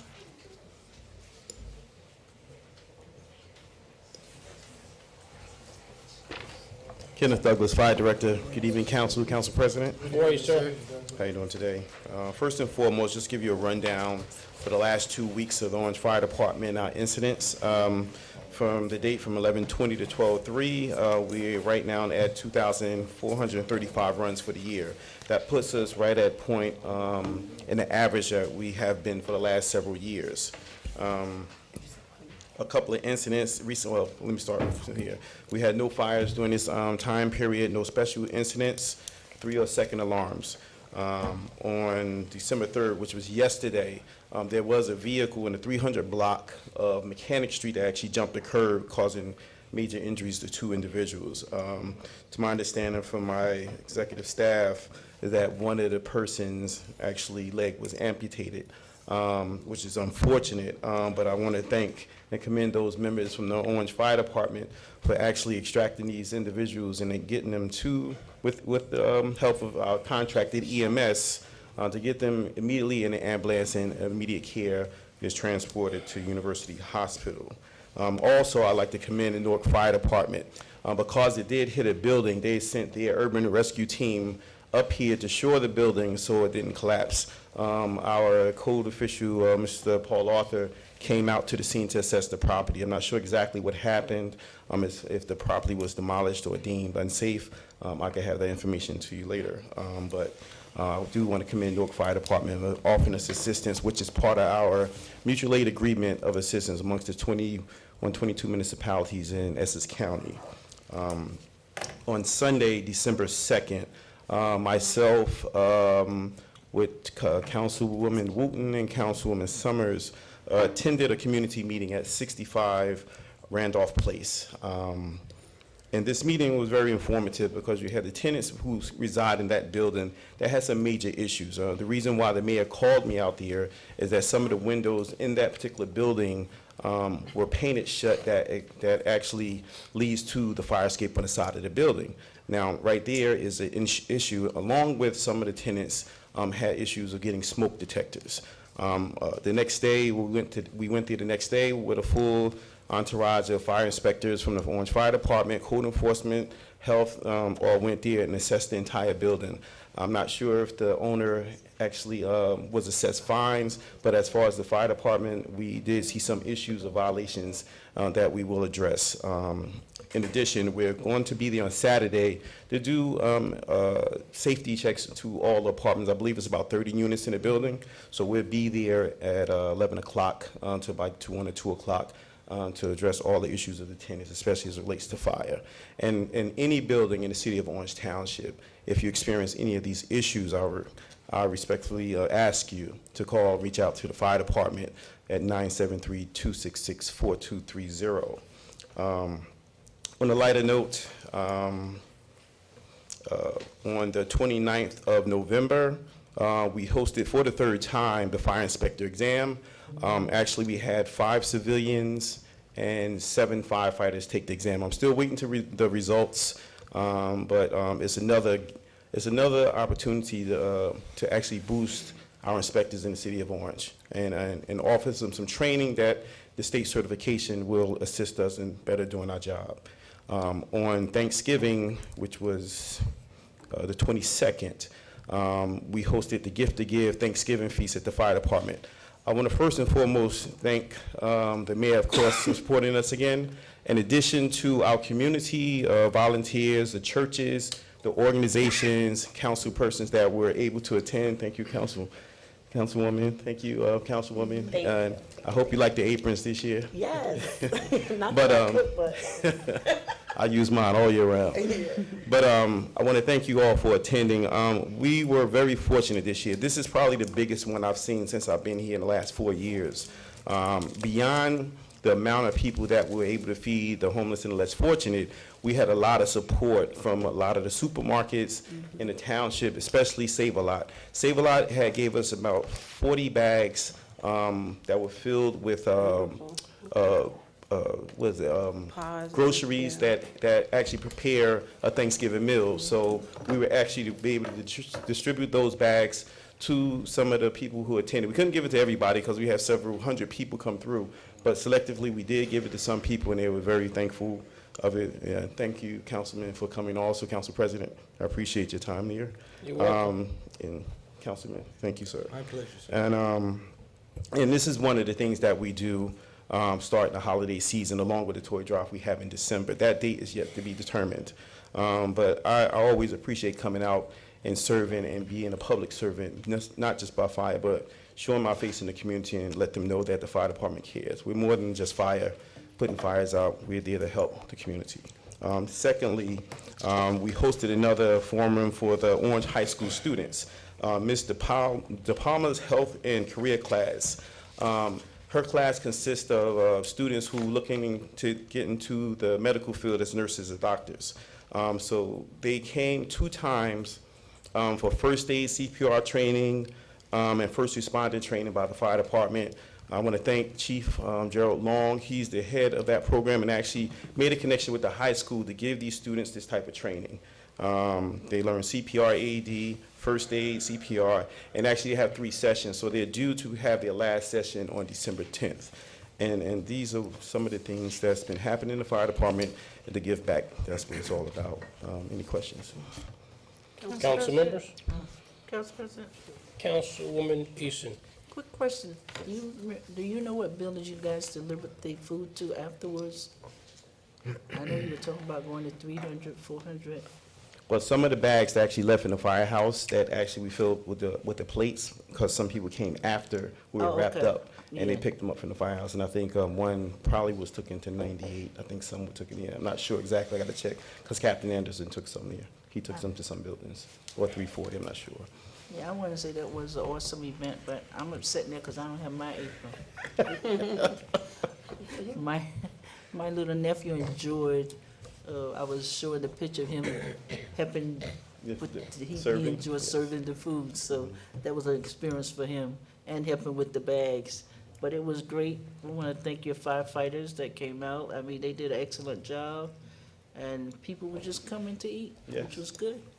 Yes. And I know Captain Anderson did go to Denzel's house and invite the veterans to come out. So Absolutely. I will probably be checking over there during the holidays to make sure they came. We're not sure how many came or if they came, but I know he said they were gonna take some plates over there, so thank you guys for reaching out. Thank That's you. good. Council members? Council President, Yes, Councilwoman. Director, a couple of things. Your shirt, Pink for the Cancer. Yes. I want to suggest that you do go red and green and festive or whatever for the holidays. Every time I wear that shirt, I'm a walking advertisement, and people want that shirt. So, and I know it's a fundraiser for, I think, for the FMBA or one of them. So, Yeah, for the fire department. so maybe, you know, if you can get it in time for the holidays, you might consider it. Everybody loves the shirt. Okay. I didn't get to get there this year for Thanksgiving, but to sit in my bed that evening and to see the news coverage, I know it was a tremendous, you know, coverage. While I was on FiOS and everything, made some major news station, and that means that the work that you're doing is getting noticed and people are coming out to report on the work that you guys are doing. Thank you. Are you further along with your student interns than I am, or are you still? I have to write the letter. I want to get them started in January. Okay, so we're probably going to host something here Okay. to get before the end of the year, so let's connect. And Ms. Lanier, if we can all connect to get the letters, we can all do it at the same time. And today, I had an incident at my house. Okay. And I can hear you. I called Captain Padilla so he can yell at me. I can hear you guys. And one of the things that the heat through the thermostat is measured that it doesn't really, is lower during the day when nobody's in the house and higher in the evening. And I happened to be home this afternoon, so it was lower. So I came in real quick and I turned on my stovetop. Uh-oh. And I actually went and sat down and napped because I'm coming back from a conference. And I woke up because I know I had to do a report for the clerk's office. And I have over my stove, I have a built-in microwave stand. Yes. But they put plastic molding over it, over the steel beam, over the steel beams. And I was awake because the plastic fell. And I can hear you saying, Donna, just cut your heat up, just don't do that. And I can hear all the speeches that you give, but my testimony was that it's nothing for me to fall asleep and wake up and, you know, God is blessed that I never had an incident, but I know this is the time of year that you give the don't speeches, and I can say Absolutely. that I won't be, and I had a real life you know, because you've told, Experience, yeah, you know how you tell a kid hot, hot, hot, and they had to put their finger in there before they realize it's hot. So that was very, today. So Okay. thankful that God had me wait, but give you a don't speech now. All right. Well, Say a little bit about the don't, the oven, the fire Well, heaters and everything, because yeah, it's, you know. that's one of the don'ts you don't do. I know it's kind of difficult for some people that may have heating issues to not turn their oven or their stove top on to keep warm, but I absolutely, you know, will say that's not the way to keep yourself warm. If you have any heating issues, I'm sure any county or city agency could assist you. You can reach out to the Orange Fire Department, and maybe we'll have some resources that you can call. And I'll just give that number again, which is 973-266-4230. And the heater too. The Yeah, heater. the space, And the yes. space heaters, because it's that time, and we're getting ready to go through a cold snap right now, and this is when it happens. So I'll make sure I go to your house and make sure you have some. I'm good. protectors. I got to, it's hot lesson, I'm good. Okay. Council members, any questions, comments for Fire Director? Just a little short one, if I may, Council President. Yes, Councilman It was certainly a pleasure to join you on the day, on Thanksgiving. It was a lovely day, and they sure make it look easy. You had everyone working as a team, all the volunteers moving in and out, to see the doors literally open to the community, and it was a wonderful day for me to enjoy. Thanks so much for inviting us. Appreciate it. Thank you for You're coming. welcome, sir. Yes. Any other councilman? Can I ask another quick question? Yes, real quick. What is the status of our ambulance service? We never did have the meeting. As far as, Remember the little incident I had? We were gonna talk to him about some of the things that, I think he did come to one council meeting, but he didn't get the chance to speak. But we can He still did? have that meeting.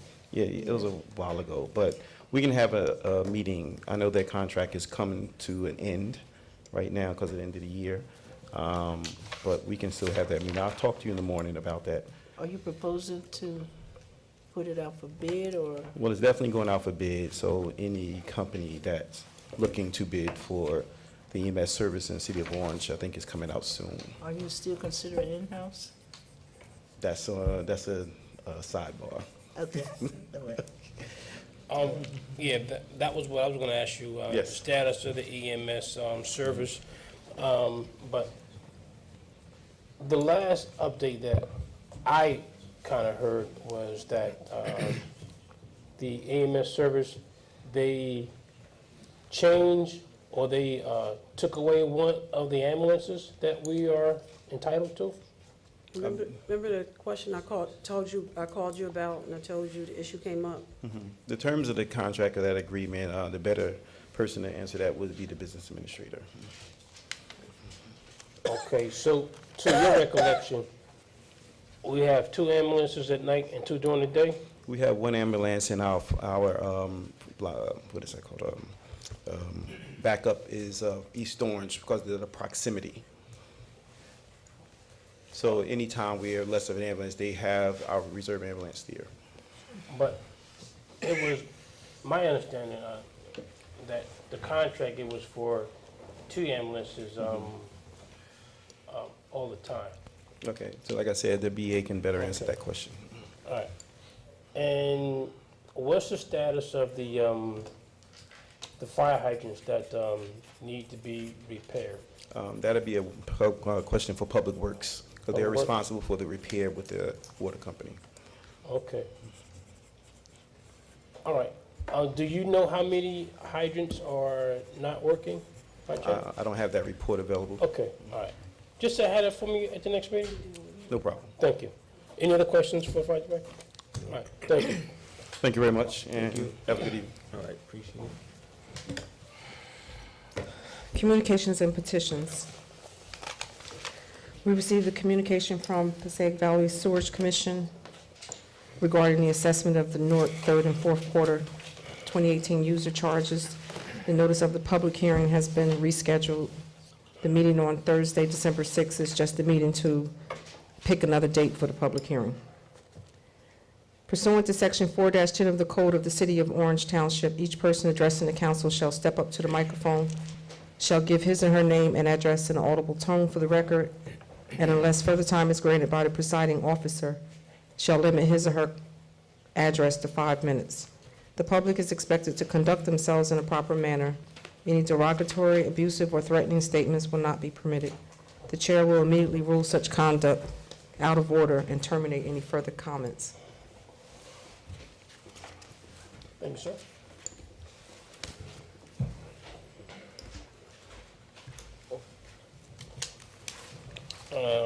Jeff Fell.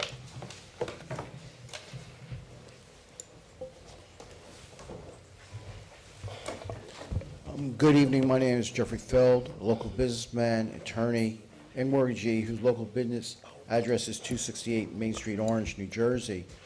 As my custom, I delivered a heads-up memo with exhibits to the City Council and various officials yesterday. Before I begin, I want to have a get well soon, get well quickly to our BA, Chris Hartwick, and as it was announced, Councilperson Wooten's mother that she's in North Carolina with. We have a shout out for them. Coincidences. I don't know where to begin.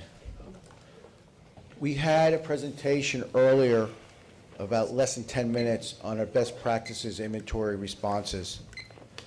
We should compare it to how long the presentation was last year and how much thorough was last year's. In addition, I am concerned that I made an Oprah request to the city, an Oprah request to the state for a copy of the best practices responses and the transmittal letters, and I have not received them. I asked that the city's responses be posted immediately on the city's public website, because I think the public is entitled to know what those responses are. To hear that you have 51 answers and not have the questions and the responses was a farce. I'm going to go back to what happened on Friday. On Friday, I received a copy of an official statement issued by the Board of Education dated October 11th, 2018. I received it on November 30th. Every council member needs to get a copy of this, because we got a very serious problem. In this official document that's been issued for issuance of securities, it's stated in a footnote that the City of Orange has only one long-term tax abatement. I don't know how that could be. We have the user-friendly budget. We have the calendar year 2017 audit that lists more than one. We also have a chart that's on the City Council's public website that's an extent of more than one. And what's really crazy is that the bond counsel for the Board of Education is McMahon, Scotland, and Bauman, who since post-2000, November 2010, has been involved in probably 9 long-term tax exemption transactions as special redevelopment counsel or as counsel to as a redeveloper. How we can have an official statement in the federal securities law only saying there's one tax abatement? That's crazy. In addition, on Friday afternoon, I received a letter from the city's outside special counsel in Feld 11 asking to withdraw pleadings that follow the state Supreme Court as to my petition for certification. I don't understand the letter. That's something that I think this council needs to investigate, whether we paid this person, asking them to withdraw appellate pleadings that the city has been filed. I urge everyone to read a copy of the tax lien sale that's been posted on the public website. Look at some of the properties listed. Look at who the parties are. It seems that there's some substantial monies are owed by hands-related entities. We should look at that. In addition, before this meeting, I looked at, there's a notice that's dated 2 days from now about requests for proposals for a budget consultant. I'm not sure who the budget consultant is. Is the budget consultant for the administration, because it says the City of Orange Township, or is the budget consultant for the City Council?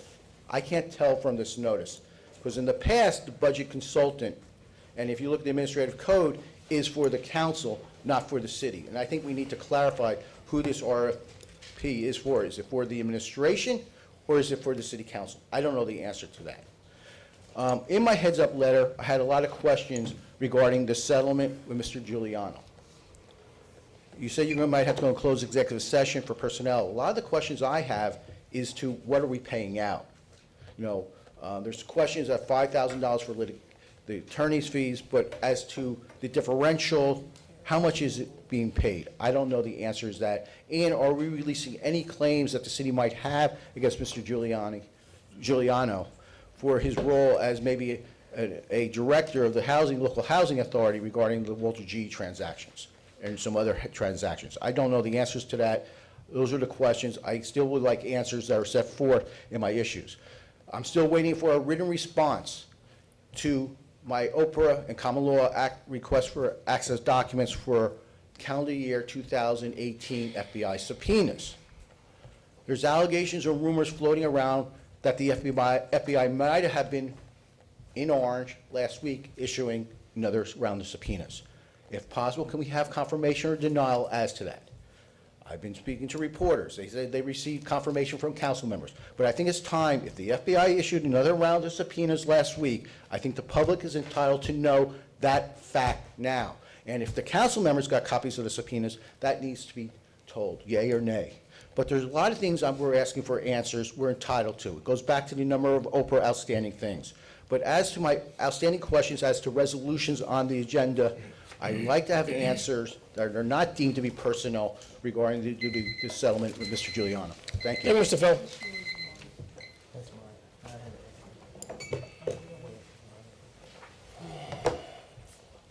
Ms. Stewart?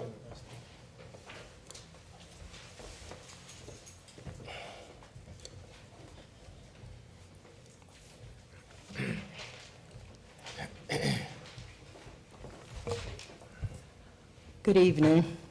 Gloria Stewart, Good evening. a resident of Orange. I guess I'm sort of living in the past from the last meeting. We don't, as residents, don't really have an opportunity to give a rebuttal of some of the statements that are made. So I have to take it upon myself to come to the next meeting to follow up on my feelings of some of the things that you do speak on. And right now, I'm looking on the podium, I don't see the mayor there, and I don't know if that's his jacket that's No, there. that's my jacket. Mr. That's your Stewart. jacket, okay, because I was about to say, you know, I still expect him to come to our meeting, at least the last, you know, hopefully, the last one in this year, he would find it worthy to come and sit with us. And then my question is, I see the finance director in Mr. Harwick's place, and if possible, you know, I know you have succession, how and why he's replacing him. I know Mr. Harwick is ill, but for my own understanding. And I do want to send well wishes to Mr. Harwick, because at the last meeting, he did state that he would be in the hospital. So I was like taken back when I saw our finance director sitting in his chair. And I know someone has to sit there, but I just wanted to know as to why he was that person. And then in that same vein, I want to go back to the, I don't know if it was the resolution or the ordinance 420 that was presented, you voted on it and you passed it, I think. And I think a question was raised, was it okay for y'all to vote? Did it matter? And I think the attorney that drew up that piece of information gave his reason why it was okay and why you should vote on it. And my thinking is, if I draw up something that's just my own opinion, if I draw up something naturally, I'm going to give it approval rating because I did it. So that's the way I looked at his comment on that particular I think it was 420, that was walked on without the dotted I's and the crossed T's, you know, where there's no date. But that's just my opinion on that. Then I want to say, as it relates to the school and the police department, or the city, I'll say the city, we should be working together as a team because we're helping our young people to learn, also to be safe, and we should work together as a team. One of the things I always try to practice, teamwork makes the dream work. So you as city officials and we as school, as educators, we should be working together as a team. I said that because, example, and I guess it might be personal, we had a forum, superintendent's forum, and we have over 600 members, staff members. we called the police, asked if we could have, permission to park because there were so many people. But some of that just didn't, was not listened to, and that's why I say schools should work in terms of parking, that it is limited. We're only 2.2 square miles, and that's we meet over at the middle school. So tickets were given, and I'm just saying in terms of your education and your city fathers, we should work together and not just use that source of finance on, on the back of our community members. I want to also say that it was stated when I asked the question why couldn't we have our answers as we speak before the council, because sometimes if you wait at the end, the fire of the understanding of what you're asking sort of falls by the wayside. And then I was sort of taken back when I was told that you really don't have to, I guess, sort of let the community come up and voice their concerns. So I sort of took offense to that, because I would think that you, as the people we voted to put here, you would be our advocates and encourage us to speak as we find concerns. And to give you a perfect example, I'll go back to Vivian Gunn. And at that time, I know there were difficulties with the members, and I understand that you guys are working together as a team much better, and I applaud that. But she would always say, she never said to us, don't come, but she would encourage the members, the community people to come out, voice your concern, say what you have to say about what's going on, not take it as an offense. So I wanted to say those things, and I have a few more, but I'm gonna be respectful of what you asked me to do, and I'll come back at the next meeting and complete my concerns if I have to. All right? Thank you so much. Mhm. Thank you. Karen Wells?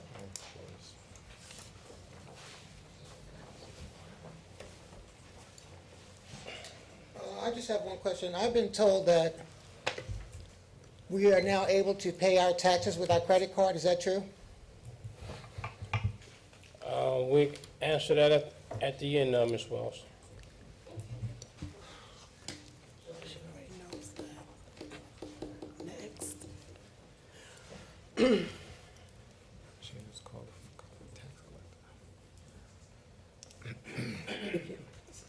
Spell it. Like Max. Mr. Mitchell? Councilman? Yes,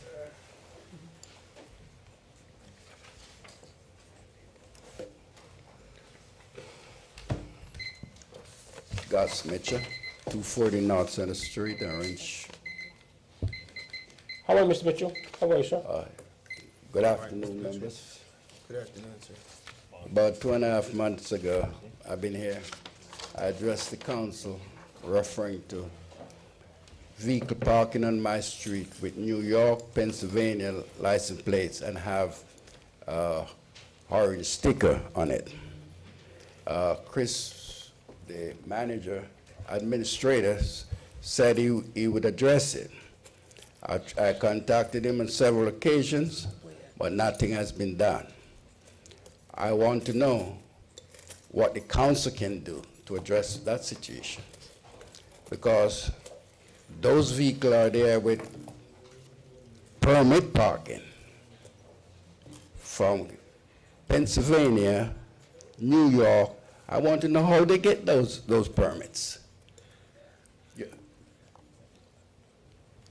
I guess I saw the gentleman who was in charge of the permits, issuing the permit. He was sitting over there a while ago. Stepped away. He'll be back. He'll be back. I would like him to address that, because the state is losing money and I'm losing parking on my street. Those people not supposed to be there. Because when you try to get a permit parking, everybody else know, you have to produce your driver's license and your registration. And if their registration and driver's license are Pennsylvania, it's obvious you can't issue it. So I've done some investigation, and what I discovered is that some people is accepting bribe for it. Some people is accepting bribe. Council President, I'd ask that you stop this. This is out of order. Yeah, way out. Pardon me? This is out of order, sir. You are out of order making that comment. I'd ask Council President that you stop this right now. Did I say any member of the council or any member of the team accepting bribe? Sir, I it's your- said people are accepting bribe. Sir, it's your implication, and that's not allowed. Council President, I'd ask that you direct this individual to stop at this time. Mr. Mitch, you want to just redirect your comments, please?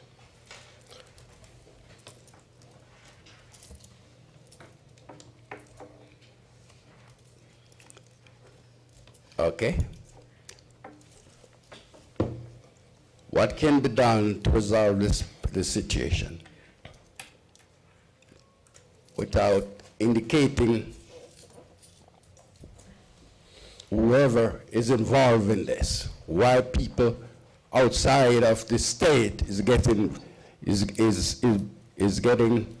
permit parking on my street? I'd like to know. Thank you, Mr. Mitchell.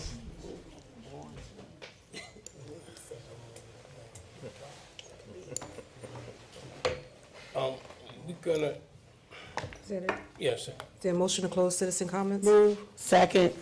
Motion by Councilwoman Williams, second by Councilwoman Summers Johnson. All in favor? Aye. Any opposed? Is Mr. Mobley in that office still? Do you know? His office is over by the men's restaurant. Can you check by the men's room, please? Yeah.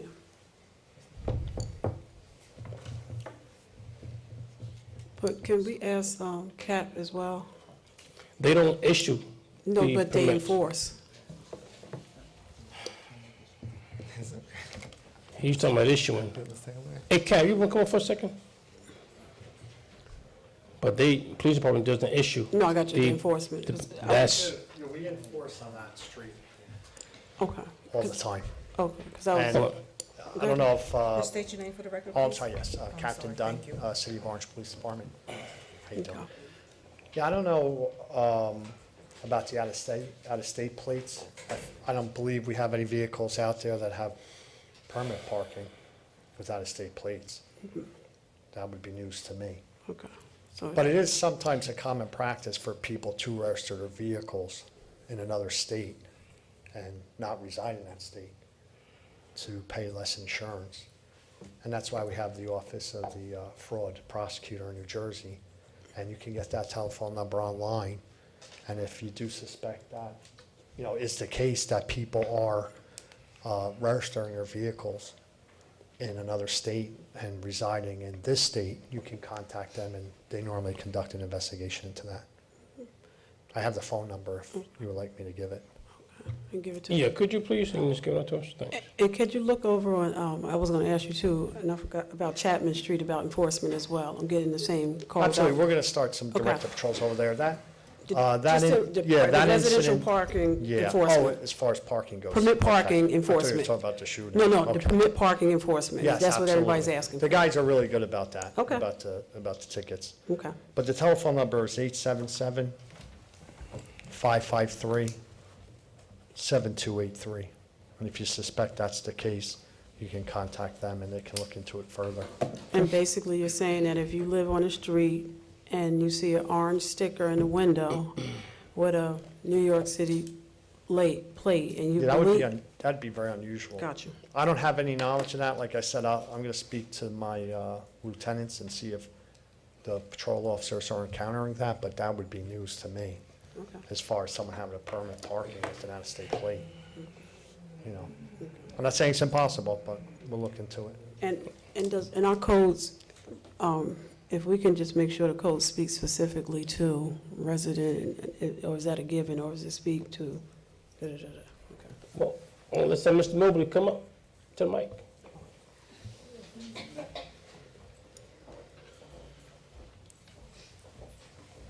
How are you, sir? I'm well. Yourself, Council President? I'm good, I'm good. Good evening, Council. The question here is, the concern is out-of-state vehicles having a permit to park decal. Is that possible? It is possible. And there Explain. are two instances when it's possible.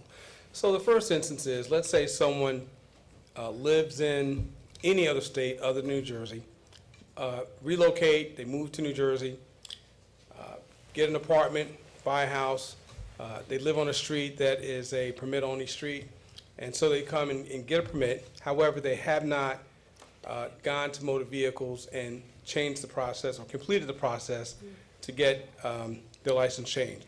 We will give them a temporary permit. It was 60 days. I've recently spoken to the staff and indicated that we want to reduce that to 30 days. If after the 30 days, the person still needs the temporary permit, they can apply for a second temporary permit, but it will not be longer than 60 days. The other situation would be, let's say you have a student who lives in Orange, but they move to any other state. Many times a student will need to be a resident of a particular state in order to get financial aid. And so that student, though he or she the family resides in Orange, that student is living on campus, they come home for the holiday, they're going to be home for a couple of weeks, they can come and get a permit. So those are the only two instances where an out-of-state vehicle could get a permit, or a person could come and get a permit for a car that has an out-of-state tag. And how many do we have issued to out-of-state plates? I would have to check. I don't know off the top of my head. And when do you think you could have that information? We can go ahead and go through the process of looking at that. And as soon as I get that, Council President, I will get that to you. I would hope that we would have it by the next meeting. You hope? Yeah, I would hope that we would have that for you by the next meeting. All right. Council President. Councilwoman Eason. Just as a follow-up, so you said you want to reduce it to 30 days, and then Right. they can come back, they didn't get one for 60. No. When they come back for the second one, how long? That would be 30 days. So it'd be 230-day. Right. You're going to develop legislation for that, right? Yes. So after the 60 days is up, what are the consequences if they don't change over their license and? Unless there are some significant extenuating circumstances, I would suggest that we don't issue them another one, because it doesn't take that long to go down to motor vehicle and get your license changed from one state to another. And so if they're still parking on that street, even though they don't have a permit, then the cops has the legal right to give them a summons? That would be my thinking, yes. Because I know years ago when I moved to Orange, you only had a certain amount, I guess, to get your license, the registration, and your license plates changed to Orange. Otherwise, the cops would stop you and give you a summons. What happened to that? It's 14 days. But what happened to it? We don't enforce that anymore? Captain Dunn, you have to come to the mic, sir. You can't do it. State law requires you to change your driver's license with your new address within 14 days. We do enforce it. So if someone does move here from another state, you have 14 days by law to change their address. So why have you given 60 days? That was gonna be my next question. Again, I mean, it could be extenuating circumstances. There could be something with the apartment, there could be something with the house, person could get sick. So we understand that, we take that into account. But after that, they come in and they get that second 60-day or 30-day extension, that would be it. And who makes that decision? Well, we're going to create the legislation. No. Who makes the decision now? I'm asking. We do. You? We do, yes. Okay. And how many have you made? I would have to go back and check. Is it more than 5? I wouldn't want to guess, Councilman. Okay. All right, being that is you, that should be easy to get information. All right. Did you share that with all of us so we could get some feel for that? I mean, share the legislation with you? No. When you find out how many you've issued and blah, blah, blah. Yes, absolutely. Okay. But who's gonna draft the legislation? So to be clear, Councilwoman Eason, I just asked legislative towns, if he can go back and see if the legislation we have speaks to that already, and we're not doing it. So they'll probably get together, because we have, it's an amendment to what we have. So that was the first thing, that's why I said to ask him. Because in order for the council to enforce it, we gotta have some legislation to Exactly. support it. And our legislation, it has to, Speak to it. it has to be equal to the state law. We just can't supersede the state law and do our own thing. At least I don't think so. No, you can't. Well, we can extend, we can go beyond, we can give more time, but not less We can time. get some more time, not less time. We can? We can give more time, but not less. So we can't give 13 days. That's We can right. give 100 days. Yes. Right, yeah. Council President, I have a question for Mr. Mobley, if I may. All right, Councilman Jackson. I'm just wondering, what is on the face of these permits? I mean, how can you distinguish temporary from permanent? I believe it says temporary. I believe it says temporary. I can copy the face of it and get it to you, but I believe it says temporary, so So- that who's ever enforcing it can look at it and tell that it's not, that it's temporary versus permanent. Does it have registration numbers or something that will match to maybe the license plate of the car? To I which believe it it's- does. I believe it does, Councilman Jackson. All right. Okay, thank you. All right. Anything else, sir? Any other questions regarding this issue, council members? Don't go too far, in case we think of another All right, question. thank you. Okay, thank you. Thank you, Mr. Mobley. Credit cards, can we pay our taxes by credit or debit card, Mr. Matt? Council President, the answer is no. That's a work in progress or in process. Council President. Council President. Please, no, thank you, Councilwoman. So, Mr. Matt, I know your concise answers are, I think, what's the software we use? Edmonds. What's the software we use? Edmonds is the financial software that is used. So I think everything is in-house that we need to do it, but we need to add a component. I think, go back to where we left off with you, when we were mad at you because we didn't want you to charge people over $2 to use their credit card. That's what we got. We just have to go back and do that. Yeah, we actually have plans to go out with an RFQ for merchant services, and that should probably hit within the next week or so. Okay. In addition, we are looking at different components of the Edmonds software system, looking at its capabilities in terms of that particular service. Right. But as of now, You can't just swipe we don't accept credit cards. online. And to that point, please make sure when you do the RFQ that you look at Sandyston.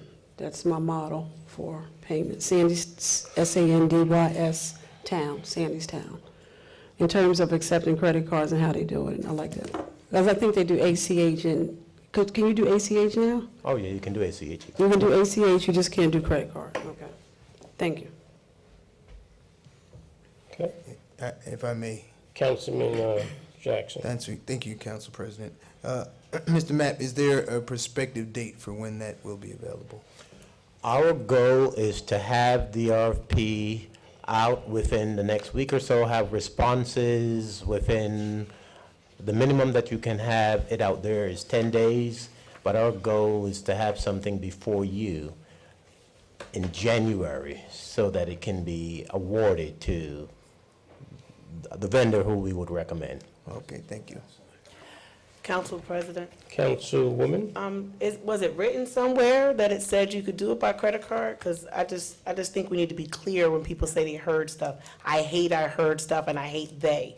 So I just think at some point we just need to be clear. Where did you hear it so that we can stop it? We can't stop it if you just pulled it from the sky. So was it written somewhere that we accept credit cards, or was this just neighborhood gossip? I'm just asking. Bills? What? For the tax bills? Yes. So if you can pay by credit card, was it written somewhere? No, because the message is, everyone will be able to pay online before the first quarter of 2019 tax bills are due. Okay. So So I'm just trying to. before the first quarter tax, Okay, they will be that's able just, to I pay just want online. to, I That's think the that date. it's. What year is this, Councilwoman? And Council President, just to be clear, This is 2018, From the 2019. party that knows.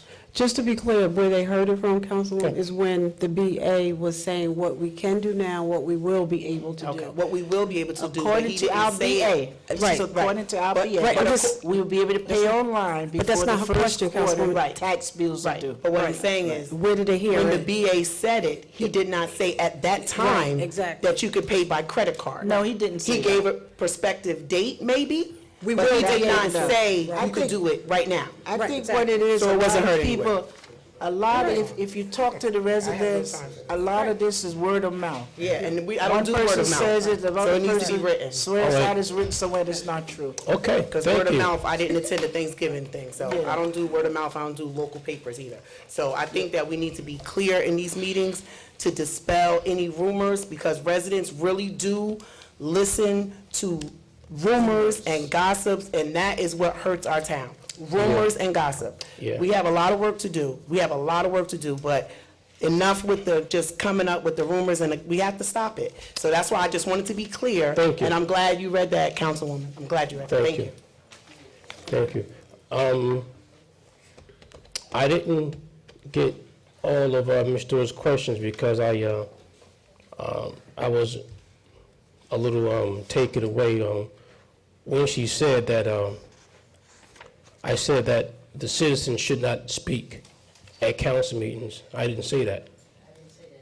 I believe that's what I interpreted. And Council President, We got, I think what she was saying was out of the league, they were saying what we give is longer than other places. So she may have taken that as Yeah. you want to cut it even more. No, Like I'm you not. don't want us to come, not you personally. but- No, I'm not going I'm not going in the direction of reducing the minutes of our public comments.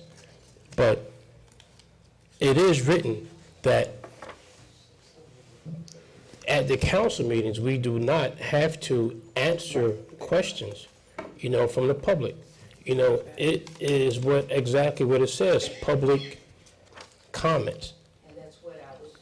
Council President, we need to, have to No, come to the yeah, mic. please, We're please, gonna speak. it- They it's need to just, come to the mic. it's just public comments.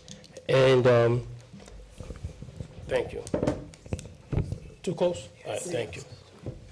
And the other one was the point of order regarding the settlement regarding the CFO. That was the other question. Say again, what is it? The settlement, So that it was a CFO.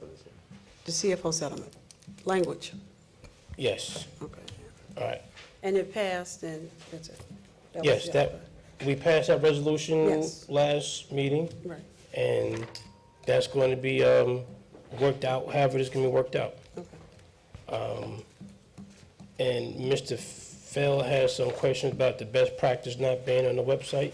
Mr. Mapp, you have any questions about that? Yes, about about that. that. The best practices will be posted in the financial transparency section of the website as we do with our financial documents.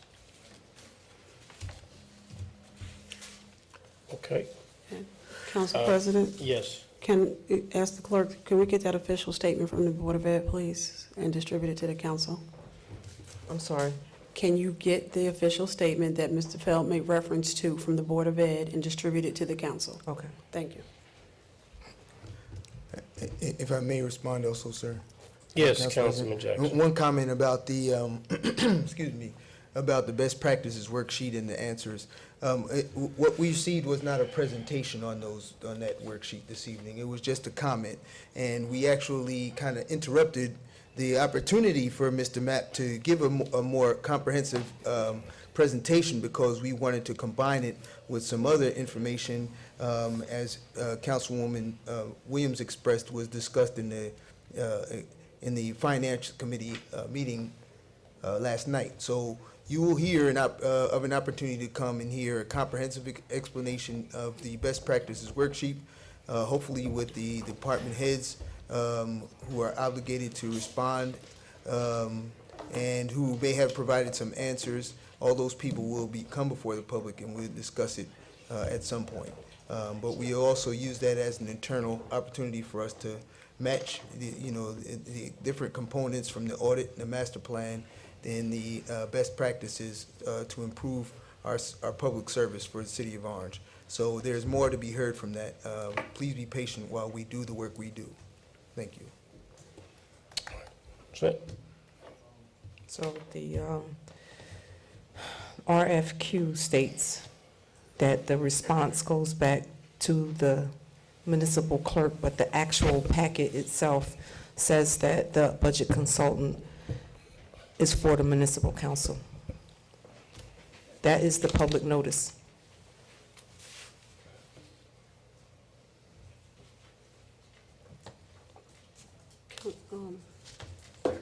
Council President, Yes, Councilwoman Williams. look at you and Gross, give y'all, this is my, you're supposed to read my mind right now. This question of subpoenas come up. Did you speak about that? Did you say anything about the subpoenas? I did not say anything about the subpoenas. So we can in fact say we received them and it's going through the process, that's basically. That's correct. So we received subpoenas and And the clerk we've been directed the it. clerk is working with the law office to do whatever y'all do. Correct. Can And you I say do- that as a city attorney? No, we have certainly received subpoenas, and we have been directed to comply with them in regular course, which we will do. And I have a letter to that effect going out accordingly, so. Thank you. Council comments. I was like, right? Oh, okay. Okay, so, oh, good, Douglas is still here, because I had he was talking about Thanksgiving, and I had my comments in here. The Thanksgiving dinner at the firehouse is normally just, for me, is just, you just go and serve, and it kind of starts the holiday. But this time, I brought my new college son that I've taken on, who's had a very, very hard life. And the best part for me was hearing him say that last year, about this time, he would have been on the other side of the table receiving, being passed around to 10 different homes last year. So I think that the point was made. I loved seeing all the sororities and fraternities because that brings the college aspect in it. I love seeing the athletes from Orange High and the administration.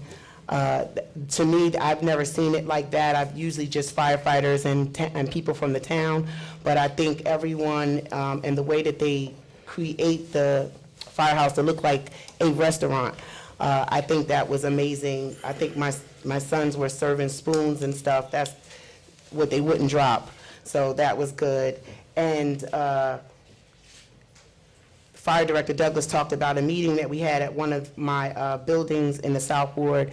And I just want to thank Mayor Warren, Councilwoman Wooten, Fire Director Douglas, Health Department, Mr. Vinnie, and South Ward District Leaders, Mamie and Cliff, because the meeting was basically like an emergency meeting. It was 8 o'clock, basically 7:45 on a Sunday, and we were there till about 10 o'clock. But I think that the residents really felt as though their voice was being heard.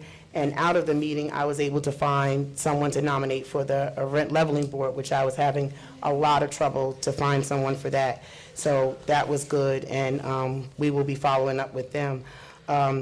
As a history teacher, with the passing of our 41st president, it was a very interesting lesson because I'm trying to make these 12 to 13-year-olds patriotic and really understand, they're like, why didn't they just bury him? I don't understand. Like, they don't get it because no one's really talking about it. Right. They don't understand. I telling them I sat and watched it with my family. They're like, you watched a funeral? Like, they're looking at me like I'm crazy. I'm like, it's an honor, they're like, and what was the dog doing? I'm like, oh my God. But you have to answer these questions because no one's having these conversations. So I was in the post office today and an elderly man said, oh, I'll just come back tomorrow. I said, you won't come back here tomorrow. Tomorrow's the day of mourning. And I talked to my students about that, no stock and no mail. And I just think it's important that as adults, we can't assume that our kids understand why we do the things that we do. And if you just do it and don't explain it, we'll have kids not knowing anything about civics. And civics is alive and well in schools. And because of what's going on in the world, my civic lessons are outstanding. I don't I'm not saying it in a good way, because there's a lot of mistakes being made in Washington, and it actually makes my lessons more interesting, because 90% of my students are immigrants, so a lot of the decisions that he makes affect them. I have a question for Public Works, but I don't think anyone's here. One of the landscapers in the South Ward today was approached by someone in code enforcement and said that he needed a permit. And she was upset. I was upset because I know my landscaper doesn't have a permit. So I need to find out what is the protocol for landscapers in the city of Orange, because I hadn't heard of any. And I want to just make sure that that was actually a code enforcement person and that that person wasn't being harassed. The next South Ward community meeting is January 24th from 6:30 to 7:30 at Our Lady of the Valley Church, which is in the Valley on Nassau. There's ample parking, and it is from 6:30 to 7:30. Directors come and answer questions, so if anybody in the city of Orange or that love the city of Orange that would like to attend, it's January 24th. Thank you. Thank you, Councilwoman. Councilwoman Williams? Thank you, Council President. I have a couple of questions. Aaron, you came to the meeting because you knew I had a question for you?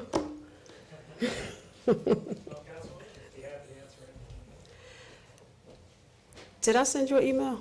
Come on, you gotta come on up and introduce yourself.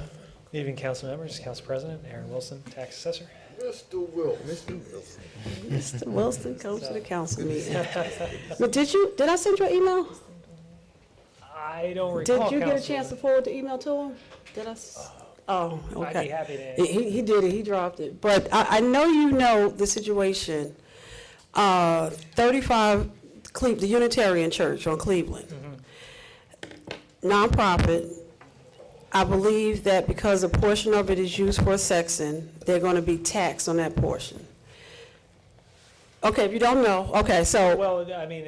And if you don't, if you don't know to clear, that's the issue, that one right there. So if you can get with Mr. Mapp, and y'all can respond to the email. That's what, because they've been waiting for a long time. You know, because responding here is not gonna help. I just wanna make sure that I say, Mr. Mapp, don't hold me up and forget to email to him. I actually forwarded that to a couple of people. Okay, I'll so. follow up on that. Tomorrow, There were okay. two emails. Go ahead, if you wanna say, yes, sir. Councilman, is this the one where there was a prior county board judgment? Yes. Okay, so that one, I spoke to the attorney a couple times. There's a statutory remedy that the attorney does not feel that he has to pursue. But So let's just say generally speaking.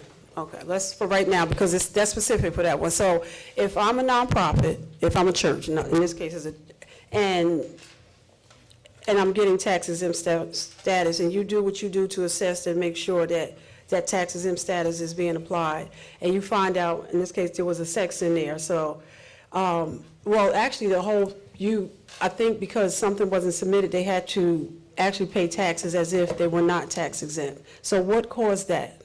that would have been, without really. Just generally, so does the church have to do, or does Yes. nonprofit have to do anything annually to make sure that they can continue their tax exempt status? Well, they have to file what's called a further statement, which is every 3 years following their initial statement. Right. So it is an affirmative duty on the church. So Right. I don't want to place blame. No, I'm saying, or any nonprofit, they have to do it, Absolutely. that's generally speaking, so people can hear, they have to do a furthering statement. Yes. When you don't do that furthering statement, you go back on the tax rolls. Correct. Okay. We do our best to follow up with nonprofits who do not answer timely. Right. We do send follow-up letters to people who are due for further statements, Mhm. and by people, I mean nonprofit Right. organizations. Mhm. I just signed another 5 this evening. So we do get them in, and we do work with nonprofits. Gotcha. If it's a church, we know it's a church. Right. We're not going to Got it. do anything funny. So in this case, can you look at the email, because it's very detailed, can you do what you need to do, and then just let me know, so I'm kept in the loop? Sure. And what's that form, what's the further statement? Is it a form called something? Yes, it's a form. It's a short. What's the form called? Isn't it called, like, it's known as like a 1040 or whatever the form? No, It just says a furthering statement? Yeah. Okay. There's a statute under NJSA 54. There's a whole title to it, but it's generally known as the further statement. Okay, all right. So I just wanted to get that out there so people understand that they still, once you're named, it's not that you have to continue to do things and to make sure it's in timely. Okay, all right, go ahead. And so you guys will follow up with me in the next couple of days? Absolutely. Okay, thank you. Yeah, let's chat about that, Aaron, because there were 2 emails, and I forwarded those 2 emails. One spoke to the fact that the entity was, that 76-point-something% was deemed to be exempt in 2016. And then in 2017 and 18, they were required to pay Right, full taxes. So what happened was the judgment never made it to the file. I'm trying to get you home. You can do all this, you can tell me tomorrow. I mean, because it's not benefiting the person that needs to know, so. That's yeah. fine. So, but in any event, there is a statutory remedy called the Freeze Act, which is directly applicable to this. I informed the taxpayer several times, and the taxpayer's attorney several times. There has not been a filing of the Freeze Act, which Gotcha. I repeatedly stated would not be opposed. Okay. At this point, I don't know how much more I can do. They have to help me help them. I agree with that, and that's what I needed to hear, is I needed to know that. The second thing, and I think I sent this to you too, Mr. Mapp, I have a senior citizen, and this is always comes up, the Senior Freeze Act. And I needed to know, I gave you the specifics on this senior. Is she entitled to the senior freeze? Because I know it's based on income, and I think there was a military question too. Her husband was prior military and all of that, so. Well, Councilman, there are 2 exemption services. There's the senior exemption, which is the $250 exemption, and that's administered by my office. Okay. And then there's the senior freeze, which is monitored by my office, but it's actually administered through the state. Okay. We do provide seniors who come in who wish to have the form packet. It's about a 30-page packet. Okay. But we do provide it to them. They do have to file directly with the state, however. And I sent that to you specifically too, so you'll get that information to them. That's the Park Avenue. If you can, on those 2 things. Sure. Okay, thank you. Welcome. And then Mr. Matt, that's it. Oh, we're good. Okay. Thank you. Thanks, Aaron, nice seeing you. Mr. Matt, the Yes. question, and I don't see, and this would probably be a BA, a Mr. Winfield question, but you seen the issue about the property encroaching on the property. If a snowfall came, it was going to be an issue. So can we prioritize and make sure we have some answers for them tomorrow as well? Certainly, and I believe that there was some type of a response already from the BA, but I will follow up on that. Okay. And day of mourning, I know are we as a city doing anything in terms of the day of mourning or anything that we? Not that I'm aware of. Okay, and what about the flags or anything like that? And that's always Mr. Douglas. Anything we doing with the flags in light of a president passing? They're supposed to be half-staff for 30 days. I know. Kenneth Douglas, Fire Director. Yes, we will move the flags to half-staff tomorrow. Okay. Yes. Thank you. And I want to remind everybody that we have the set-aside legislation that was passed back in October, and we are lacking appointments by council members. I have shared with some council members, persons in your ward who are interested. If I haven't, just remind that affirmative action committee needs to be seated. I know the mayor has his person, so we're just waiting for the council members. And then I just want to encourage the community.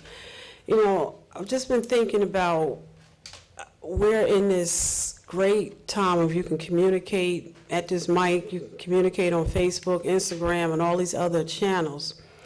And we're a community, and I just want to always remind people that that when you put it out in social media, and in some places like Twitter, you can't even go back and correct it, it's out there. And to remind people to be mindful, because it's not only the 7 council members here listening or only the community, it's young people that are watching. And I think that that if we're going to offer criticism, and criticism is by all means welcome, it should be constructive criticism. And remember, there's a saying that they say that this is a participation. It's not all for the council to do. This is a community. We're a democratic government, so all hands on deck. So often coming up to the mic and just continuing offering criticism, and not ever coming up and bringing, and actually in some organizations, I know I have worked with places, my boss says, don't bring the complaint in without having a thought-out solution to bring with it.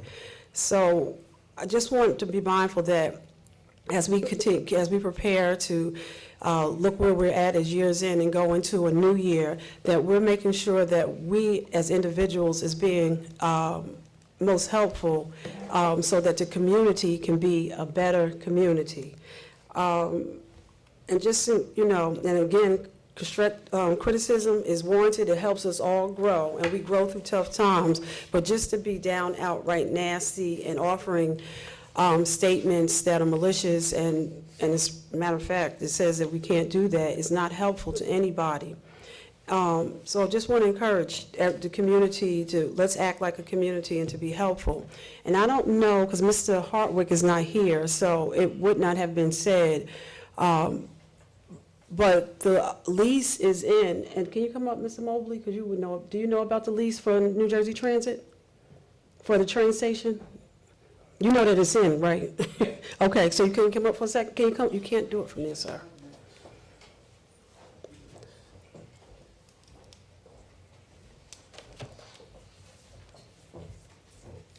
And just, because the question that's always going on is about what's the status of the Highland Station, and I think that's one of the things that we needed to say loud and clear, that the lease is finalized, and it's, I'm sorry, I could have asked you too, I'm sorry. I'm sorry, Mr. Martellus. The lease is here, correct? That's my understanding. But I don't- You haven't seen it yet? I have not. Okay, so Highland Station is the responsibility of Orange. As Mr. Ham said, if you have a complaint about garbage, or anything at the Highland Station, call the BA, do not call New Jersey Transit, because it's our responsibility now. We have a long-term lease on the Highland Station, train station. That's it. Did you? And I just wanted you, because that's your department, Conda. All right. And then last but not least, our last meeting is coming up. Everybody go get a pretty ugly sweater and look festive at the last meeting. And I wanted to model mine, you know, so just come on out. Unless it's the last meeting. I'm not coming. Thank you. You're not coming to the last meeting? Not wearing an ugly sweater. I'm coming, I'll go get you one, sir.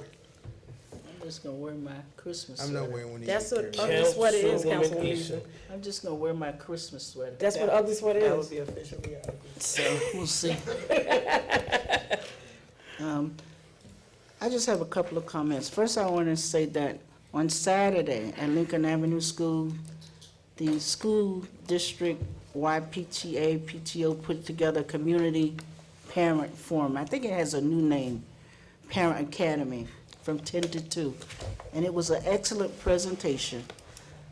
And also at Ebenezer Baptist Church, there was a concert celebrating the life of Rosa Parks, which was also very good. I say all of that to say this, and on December the 13th, 14th, I think it's the 15th and the 16th, the Orange High School will be putting on their play. You'll probably see more information coming out. I say all of that to say our students at the school are doing some great things.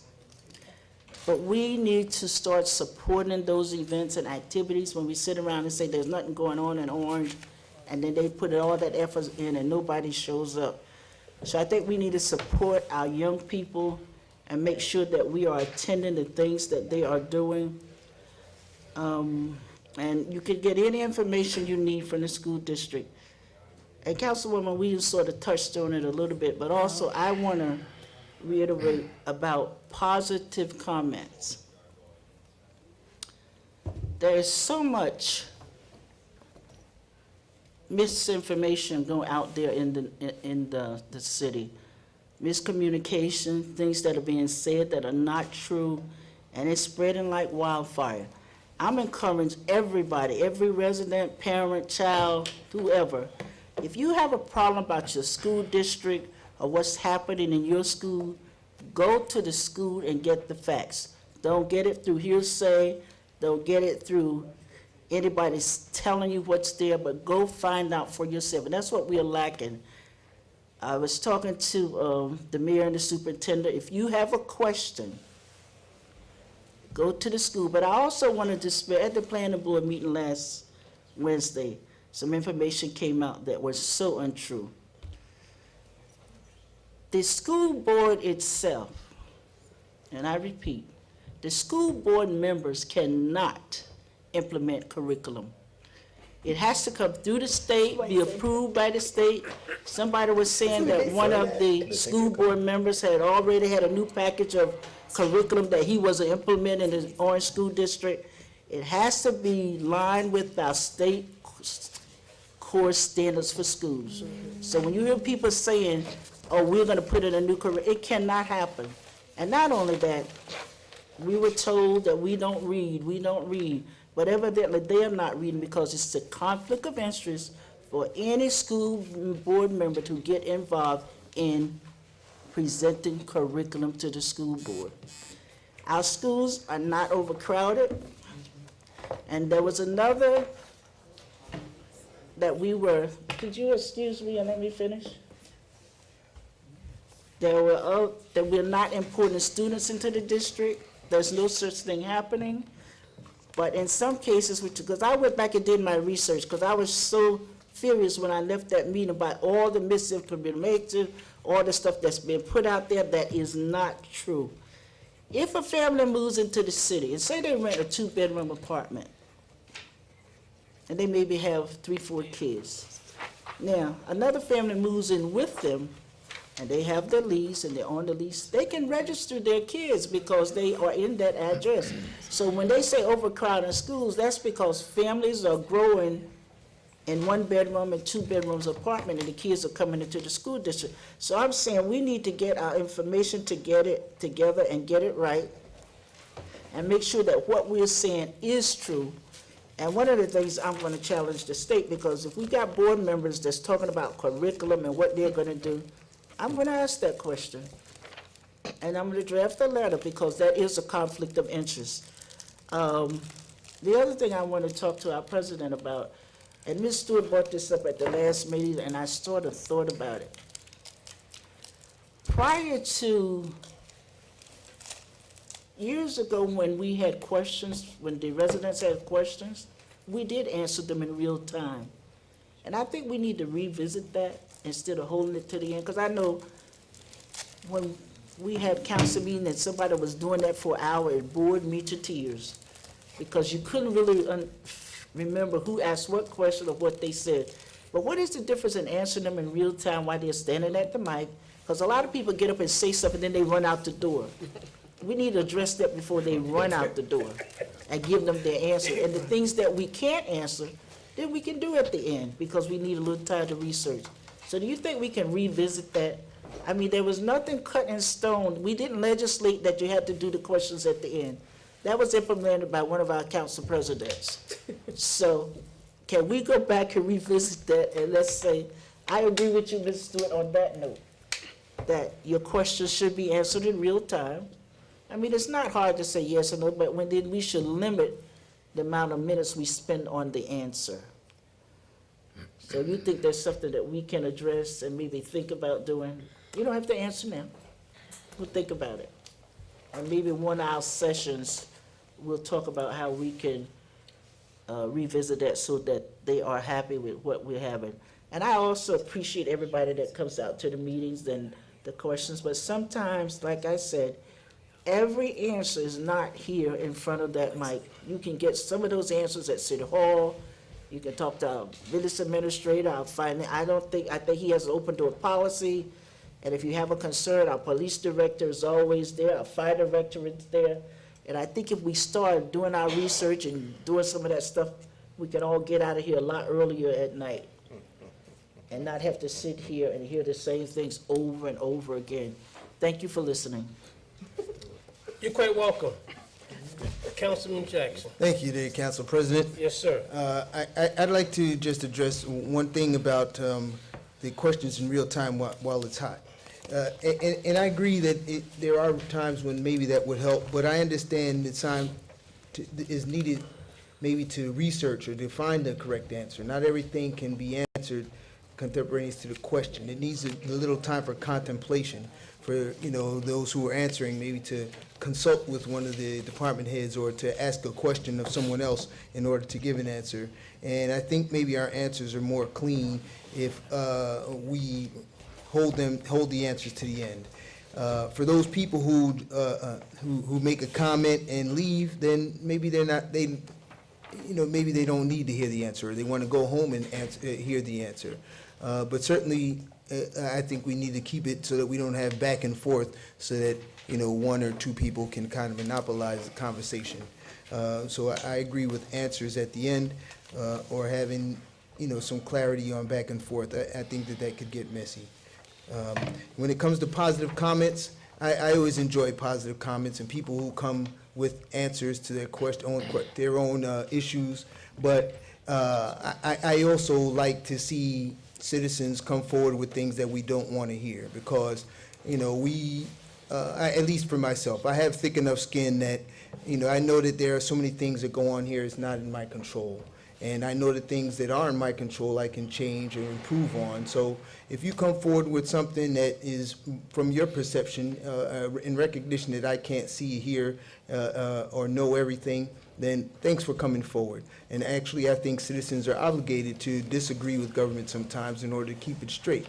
So I prefer they come to us instead of just, hyping on us behind our backs. When it comes to giving people opportunities to find answers elsewhere, I think that they do have to do some research. Go to the website and see which office or, who is actually responsible to respond to their question or to their concern. And you don't have to wait until council meetings to bring your issues to us. At least for me, I'd like to give my phone number right now if you'd like to call, because I'm not afraid of you. I encourage you to call me sometimes. I might be able to dispel a rumor before it gets too hot.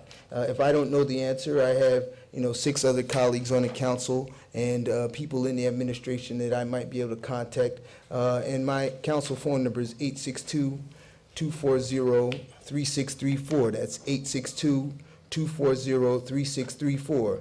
And if I can't answer at the time, then leave a message.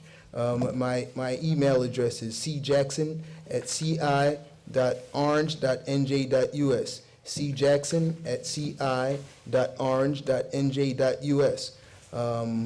Please make contact. If you hear a rumor, something that doesn't sound right, bring it to my attention or someone else maybe. But there's no need for these things to remain hot on the street, and they're absolutely wrong. I agree that, I understand that some people have, people have a right to be wrong. Nobody's perfect, but if you all screwed up wrong, then, you deserve some correction in your perception so that you can understand better and maybe ease some of the anxiety that comes from, unfounded rumors. Other than that, I look forward to closing out this 2018.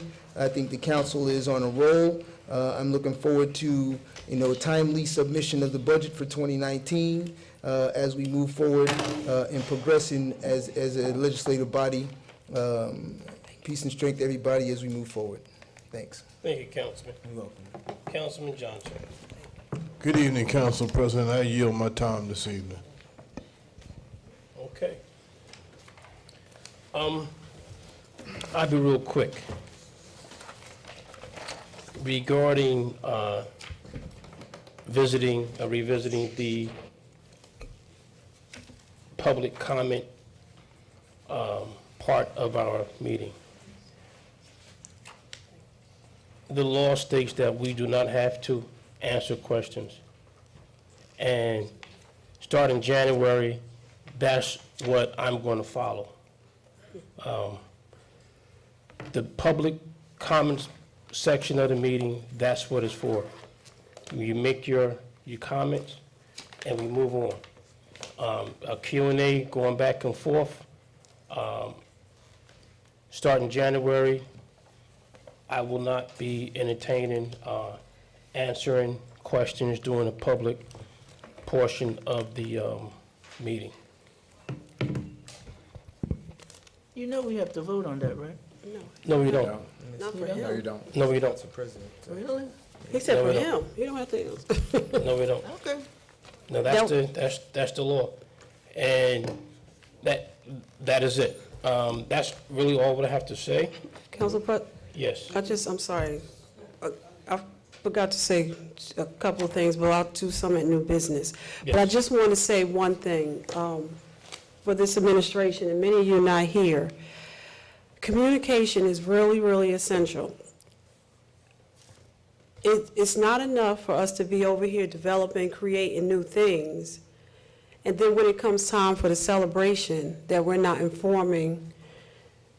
being informed, and then we're not sharing the information. So for those who work on our developments, I don't know if there has to be constant communication with our governing body and administration. And I'll give you an example. There was a lot to get the Dollar General up on Central Avenue.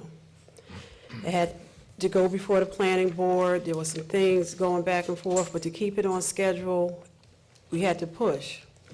And to find out that there was a big grand opening, and they did a great job this past weekend, and to have one of the managers that covered the U.S. here, and not to us to have a concerted effort or how we're going to respond. And the mayor, I think he's Councilwoman Easton, I think you said the mayor walked in and that's how he found out. We have to demand more, but we have to do better with communication. I talked to Councilman Coley, that's his ward. He did not know about it, and went through some of the council, most of the council, they did not know about it. So I'm just, as you have your directors meetings, Mr. Matt, there has to be something that we have to do better, because this happens more than once, and it's more the norm than not.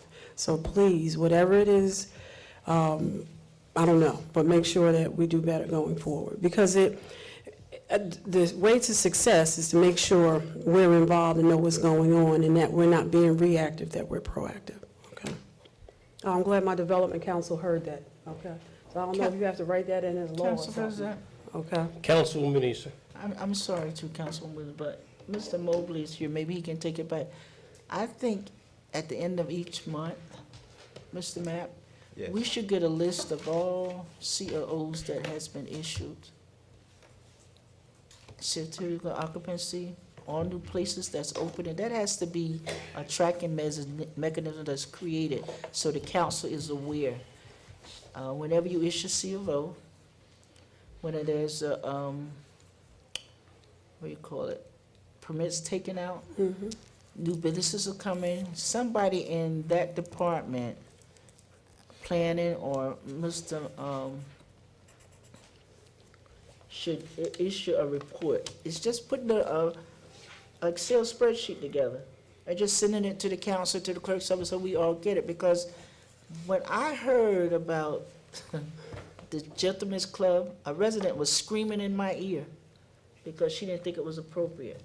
And I didn't know anything about it. So I'm saying we need to be notified so we can answer the questions intelligently and explain what happened or what's going on. So you think you guys can put that together for us? Absolutely. And finally, Council Thank President, the clerk, you had a meeting, it's a spatial data, and I know you had a goal to use somebody else, but you were told that spatial data can do what you intended to do. So can you go back and follow up, because that was supposed to be all of that's supposed to be a part of that spatial data, and I can't remember the program you were talking about to do some things, but can we go back and revisit that? Because that's a part of the automated notification, so if we can revisit that and let us know. Okay. Thank you. Ordinances on second reading, public hearing. 48-2018, an ordinance to amend Chapter 217 zoning and land development of the Code of the City of Orange Township and provide for a planning and zoning technical advisory review committee by adding one new member. Are there any citizens who wish to speak? Is there a motion to close? Motion by Councilwoman Williams, second by Councilman Jackson. On the motion? On the motion. Not even. All in favor? Aye. Any opposed? No. Motion to adopt on final? Second. Motion by Councilwoman Williams, second by Councilman Jackson. On the motion? On the motion? Seeing none, roll call. Councilwoman Easton? Yes. Councilman Jackson? Yes. Councilman Johnson Jr.? Yes. Councilwoman Summers Johnson? Yes. Councilwoman Williams? Yes. Councilwoman Wooten is absent. Council President Coley? Yes. 49-2018, an ordinance improving agreement between the City of Orange Township and J. Rossi Paint and Wallpaper, Joseph J. Rossi and Anna Marie P. Rossi to relocate J. Rossi Paint and Wallpaper to 425 Main Street, Orange, New Jersey, to make improvements to 425 Main Street, Orange, New Jersey, necessary for the business operations, and to accept transfer of real property from J. Rossi Paint and Wallpaper, Joseph J. Rossi and Anna Marie P. Rossi to the City of Orange Township. Are there any citizens who wish to speak?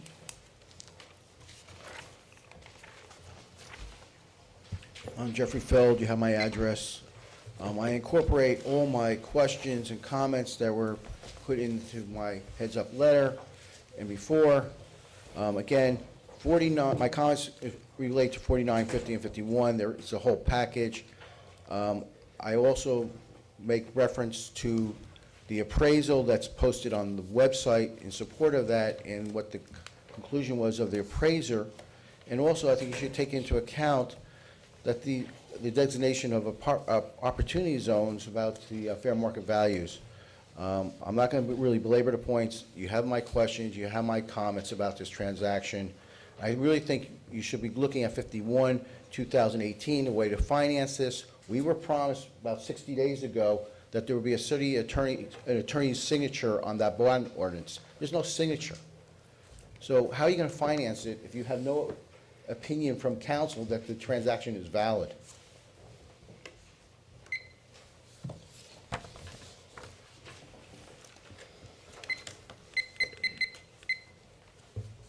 Kathleen Gordon, 211 Park Place. I am in opposition of this ordinance, and I explained my reasons for it at the time of its introduction, so there is no point repeating it, but I am registering again at this point that I am not in agreement with it. Thank you. Thank you. Are there any other citizens who wish to speak? Motion to close citizens' comments? Second. Motion by Councilwoman Williams, second by Councilman Johnson Jr. All in favor? Aye. Any opposed? Motion to adopt on final? Second. Motion by Councilwoman Williams, second by Councilman Johnson Jr. On the motion? On the motion. Seeing none, roll call. Councilwoman Easton? Yes. Councilman Jackson? Yes. Councilman Johnson Jr.? Yes. Councilwoman Summers Johnson? Yes. Councilwoman Williams? Yes. Councilwoman Wooten is absent. Council President Coley? Yes. 50-2018, an ordinance of the City of Orange Township authorizing the acquisition of 425 Main Street, Orange, New Jersey, land also identified as Lot 25, Block 2201, for the purchase price of $1,990,000. Any citizen wish to speak? Again, my name is Jeffrey Feld. This is just to preserve the record. I incorporate by reference all my prior comments and questions, and especially about this piece. When you look at the appraisal, why are we paying a premium? You also look in there, when you compare some of the things about the equalization values, why are we paying a premium to this group to do this property? And then again, how are we financing this? Any other citizens?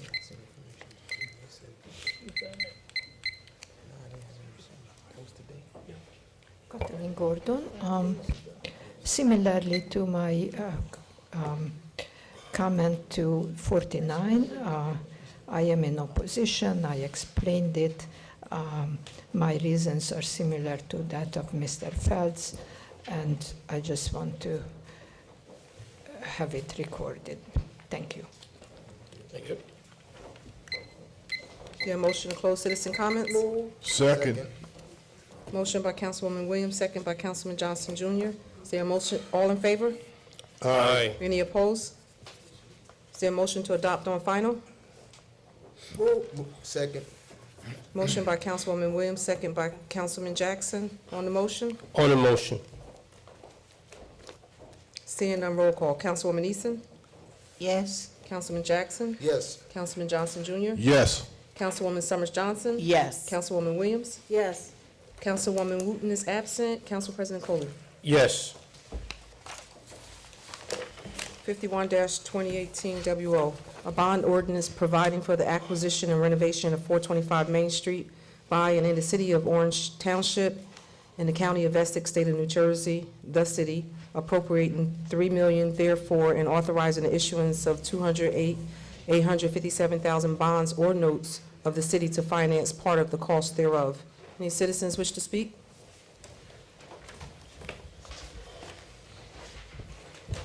Again, Jeffrey Feld, you have my address regarding the bond ordinance. This goes on for more than 60 days. We were promised that it'll be their signature on this bond ordinance from some type of attorney as to the validity of this transaction. As you recall from my Oprah requests, I've been requesting the memos or the opinions from bond counsel as to why you don't need local finance board approval. Also, if you look at the back of the document that was handed to us, the amended supplemental debt statement. I have a question. Why isn't the other additional debt that we're going to do for the $10 million for the streets, or the $250,000 RAB bond, or the obligations that we had to issue to just do the litigation, the $750,000, why is that included? Maybe you will not give me an answer tonight, but I reserve my right to ask the local finance board on the 12th. Any other citizens? Motion to close citizens' comments. Second. Motion by Councilwoman Williams, second by Councilman Jackson. All in favor? Aye. Aye. Any opposed? Motion to adopt on final? Motion. Motion by Councilwoman Easton, second by Councilman Johnson Jr. On the motion? On the motion. Seeing none, roll call. Councilwoman Easton? Yes. Councilman Jackson? Yes. Councilman Johnson Jr.? Yes. Councilwoman Summers Johnson? Yes. Councilwoman Williams? Yes. Councilwoman Wooten is absent. Council President Coley. Yes. 52-2018, an ordinance to amend the code of the City of Orange Township, Chapter 200, entitled Vehicle and Traffic, Section 200-52.1, Handicap Parking Spaces, 399 White Street. Any citizens wish to speak? Motion to close? Motion. Second. Motion by Councilman Johnson Jr., second by Councilwoman Williams. All in favor? Aye. Any opposed? Motion to adopt on final? Move. Second. Motion by Councilwoman Easton, second by Councilwoman Summers Johnson. On the motion? On the Mr. motion. President, where did Mr. Mapp go? You're right there, Mr. Matt, they're calling you. Oh. Mr. Mapp, can you make a note, and maybe pass it on to Marty, that White Street has a couple of, and we're planning on, doing something with the parking over there. I guess when we approve these handicap spots, we need to figure out how it's gonna impact anything we plan to do there in the future. Or White should we Street? maybe wait until we finish doing the parking issues, addressing the parking issues before we put the spots there? Because you can't put them on both sides, you can't put them on but one side, because they'll have problems getting cars and trucks, fire trucks through there. So just leave that as a question for Marty. And you said on White Street, is that correct? White Street. How we're gonna address the parking issues and how it's gonna impact the handicap centers. Roll call. Councilwoman Easton? Yes. Councilman Jackson? Yes. Councilman Johnson Jr.? Yes. Councilwoman Summers Johnson? Yes. Councilwoman Williams? Yes. Councilwoman Wooten is absent. Council President Coley. Yes. 53-2018, an ordinance to amend the code of the City of Orange Township, Chapter 200, entitled Vehicle and Traffic, Section 200-52.1, Handicap Parking Spaces, 479 Vernon Place. Any citizens wish to speak? Motion to close. Second. Motion by Councilwoman Williams, second by Councilwoman Easton. All in favor? Aye. Any opposed? Motion to adopt on final? Move. Second. Motion by Councilwoman Williams, second by Councilwoman Summers Johnson. On the motion, On the motion. seeing none, roll call. Councilwoman Easton? Yes. Councilman Jackson? Yes. Councilman Johnson Jr.? Yes. Councilwoman Summers Johnson? Yes. Councilwoman Williams? Yes. Councilwoman Wooten is absent. Council President Coley. Yes.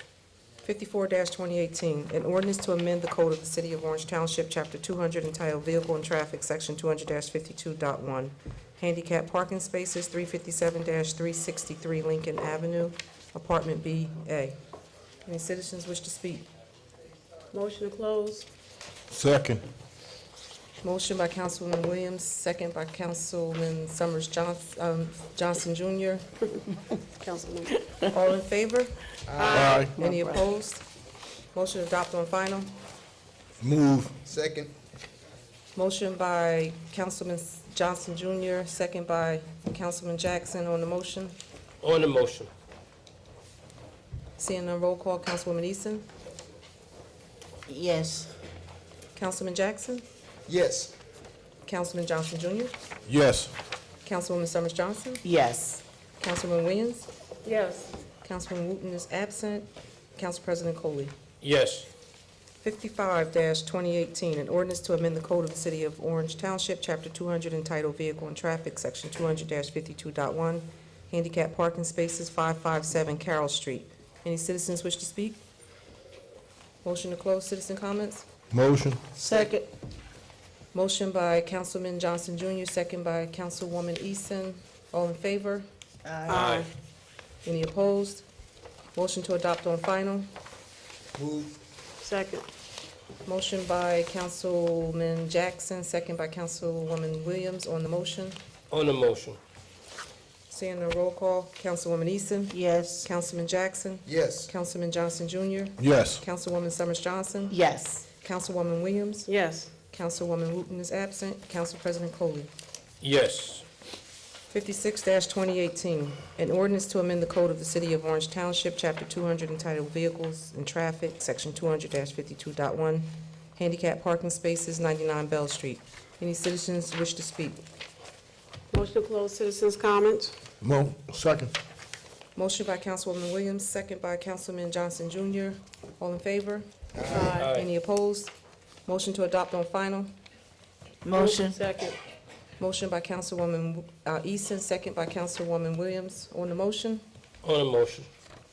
seeing none, roll call. Councilwoman Easton. Yes. Councilman Jackson. Yes. Councilman Johnson Jr. Yes.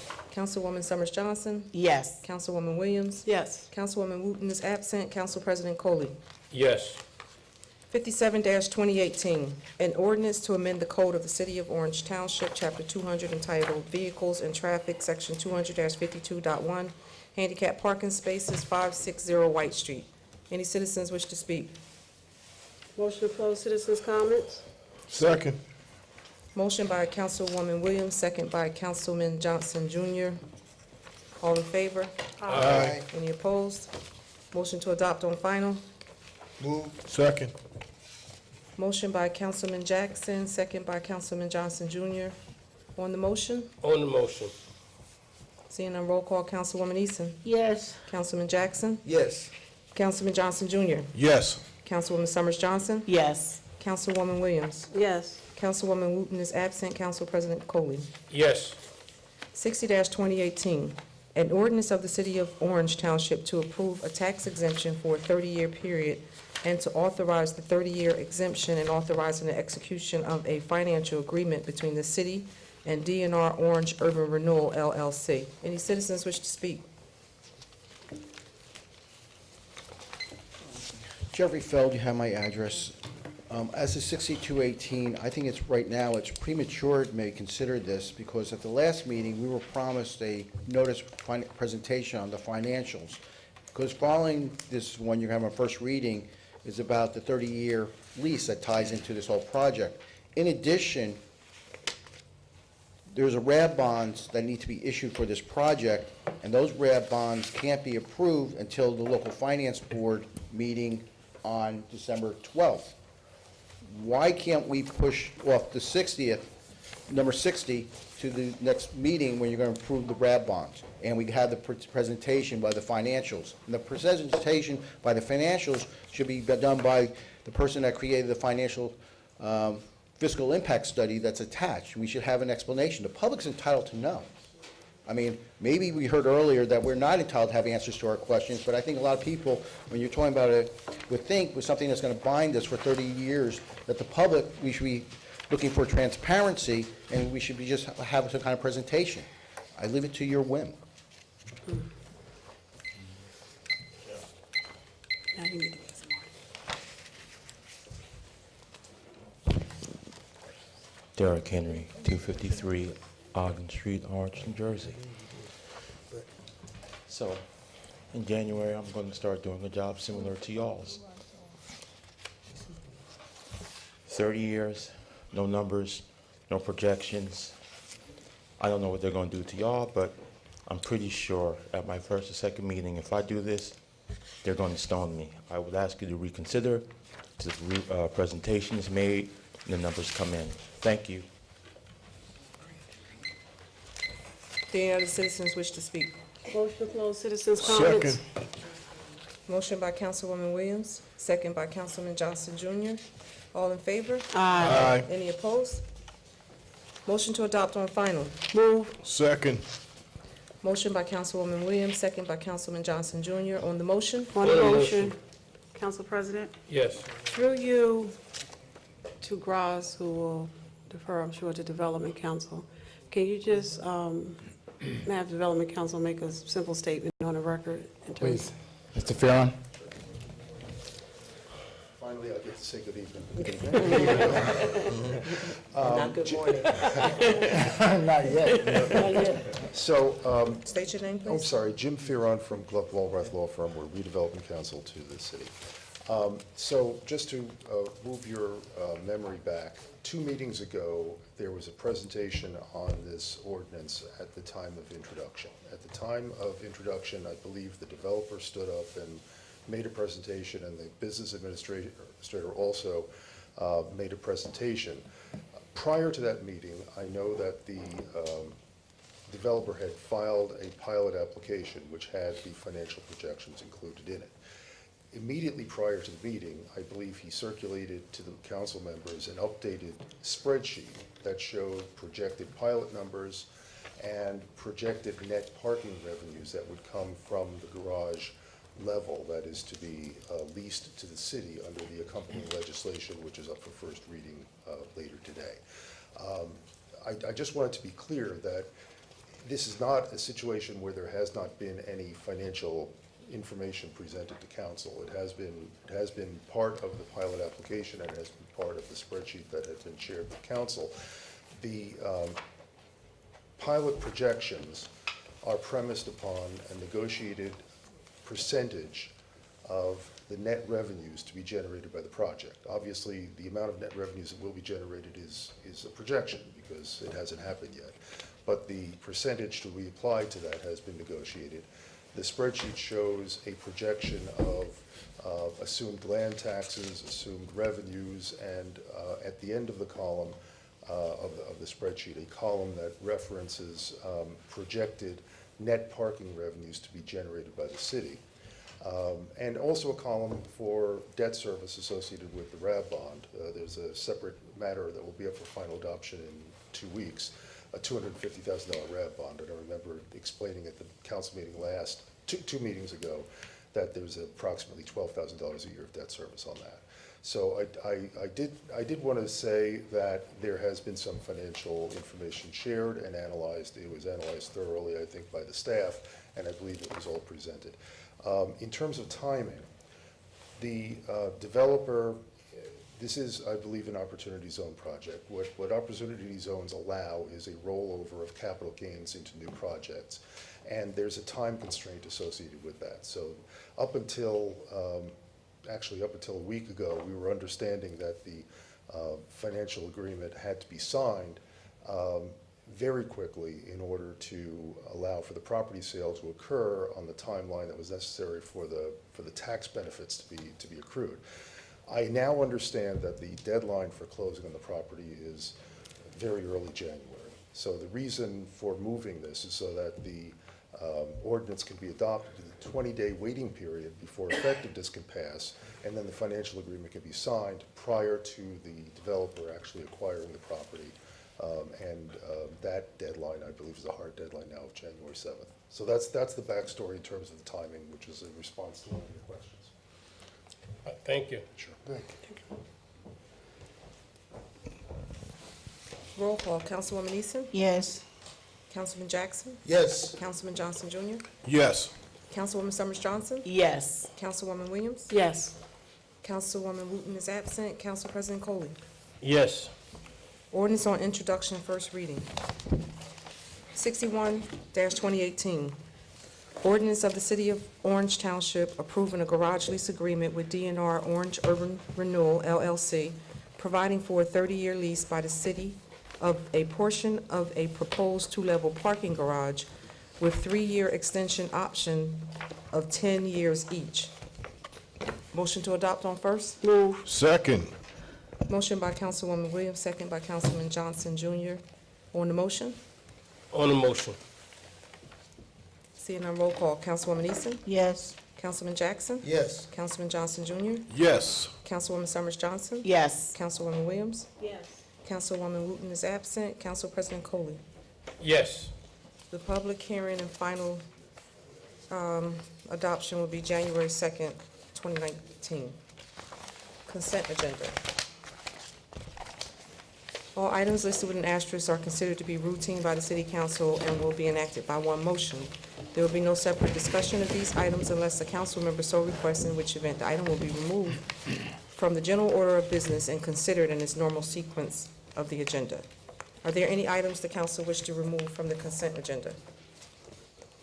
344, that we'll have to go into executive session after this.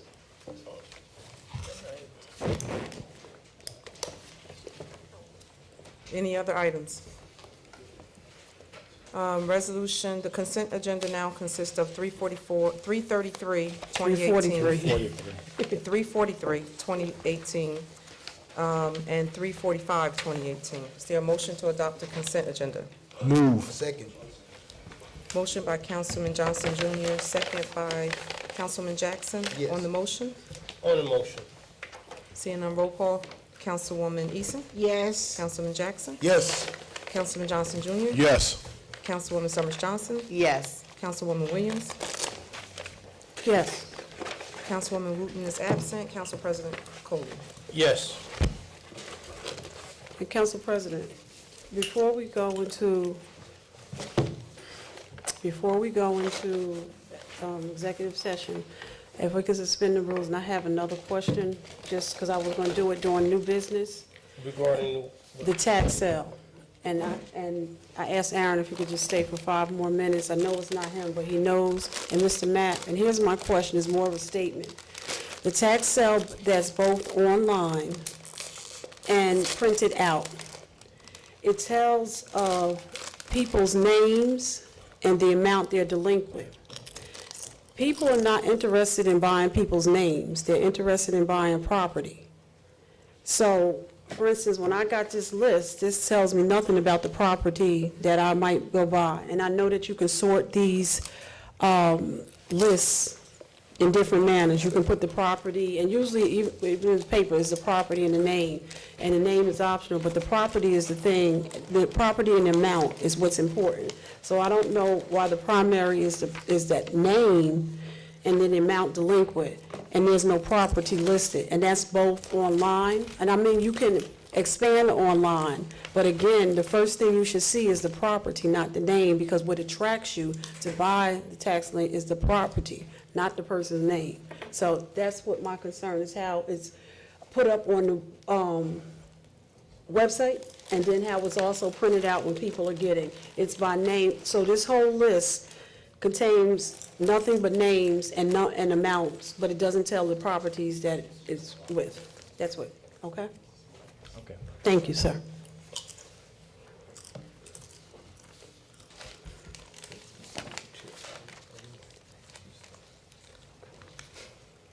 Hey, Council President? Yes, Councilman Johnson.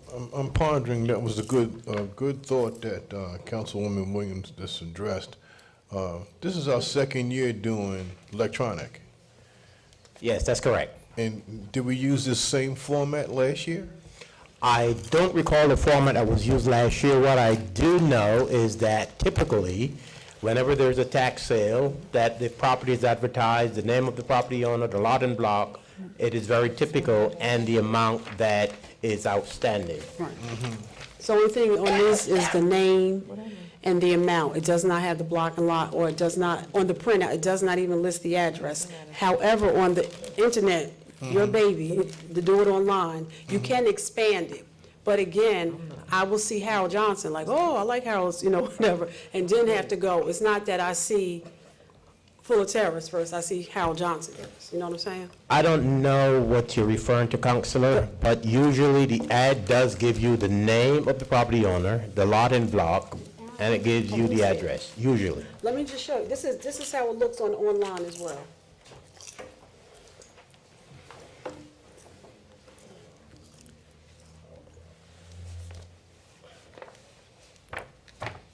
For somebody that's got a good eye for tax lien sales and they got a good feel for a specific town, they're memorizing addresses, not block and block numbers. Yeah. The column hasn't been expanded? And that's what I'm saying. So if and what I've said several times, if you go to the computer, you can expand it. Okay. But if I come in and get, this is what they're handing out. If I come in and get, if I don't have a computer and I have to get paper. But you're not saying that when it was advertised that the address wasn't listed? I didn't see the advertisement. This is somebody walking in to get the list of, and this is what they got. Right. Well, that's unusual, so I would have to look into that, And because the again, address on is the- always advertised. And on the online, the first presentation, this is what you see. You do not see 111 Mockingbird Lane, Block 1, Lot 1. And I would have to look into that. Okay. Always the address is included. Okay, that's what so I just wanted to do that. Okay. Thanks, Al. Here, you can have it.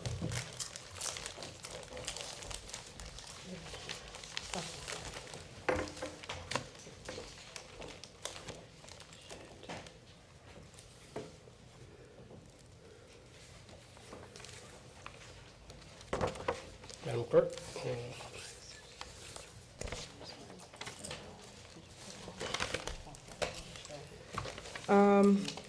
Resolution 346-2018, a resolution to enter into an executive session to discuss Resolution 344-2018, which is a litigation settlement. Is there a motion? Move. Second. Motion by Johnson Jr., second by Jackson. Yes. On the motion? On the motion. Seeing none, roll call. Councilwoman Eason? Yes. Councilman Jackson? Yes. Councilman Johnson Jr.? Yes. Councilwoman Summers Johnson? Yes. Councilwoman Williams? Yes. Councilwoman Wooten is absent. Council President Coley? Yes. Is there a motion to enter into executive session? Move. Second. Motion by Councilwoman Williams, second by Councilman Johnson Jr. On the motion? On the motion. Seeing none, roll call. Councilwoman Eason? Yes.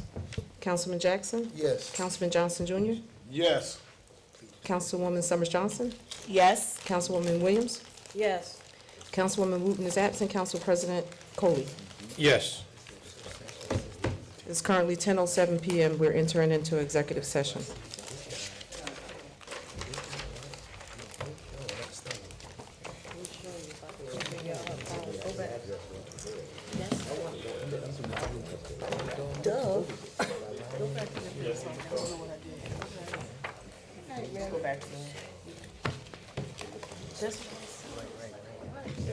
The primary is the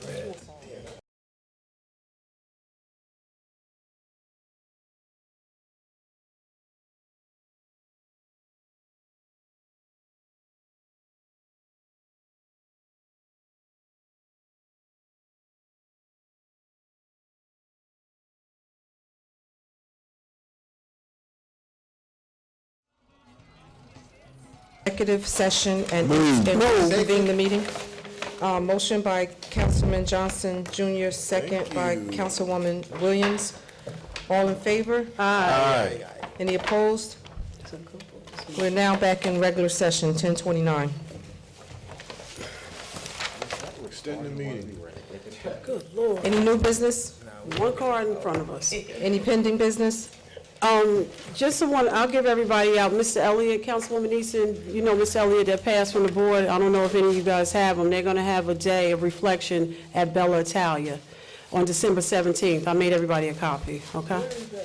Where's Bella Italia? What board? Mr. board, teacher. Mr. Bellier, well, I'm sorry, just from the school system, which is a part of Orange Board, passed away. And on December 17th, they're going to have a day where everybody can come in, do their reflections. I made everybody copies. Thank you. Any other? I'm bringing it to you, ma'am. You don't have it? Yeah, you got your copy. There a motion to adjourn? Wait. Sorry. I just tell him my brain went to sleep. Oh, we got to come back in, right, and do it. Yeah, We right. already back in, but I forgot all about the resolution. 344. That's all right. I'll do it. 344. I gave you one, right? So, I make a motion to table. Wait, you got to read it. I gotta read it into the agenda thing.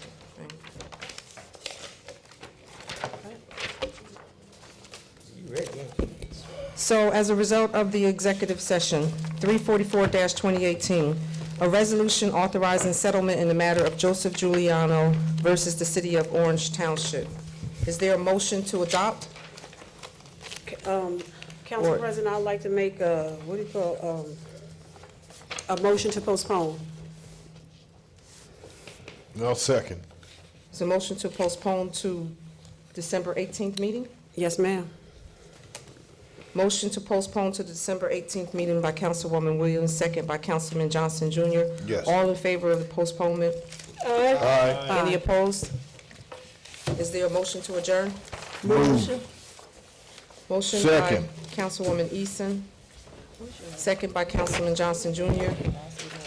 All in favor? Any opposed? Meeting adjourned, 10:31 PM. Why didn't you extend that one like this? I thought, I don't know, I have to ask them, because I ordered 10, so 1, 2, 3, 4, 5, 6, 7, 8, I have to order one more. Yeah. Okay.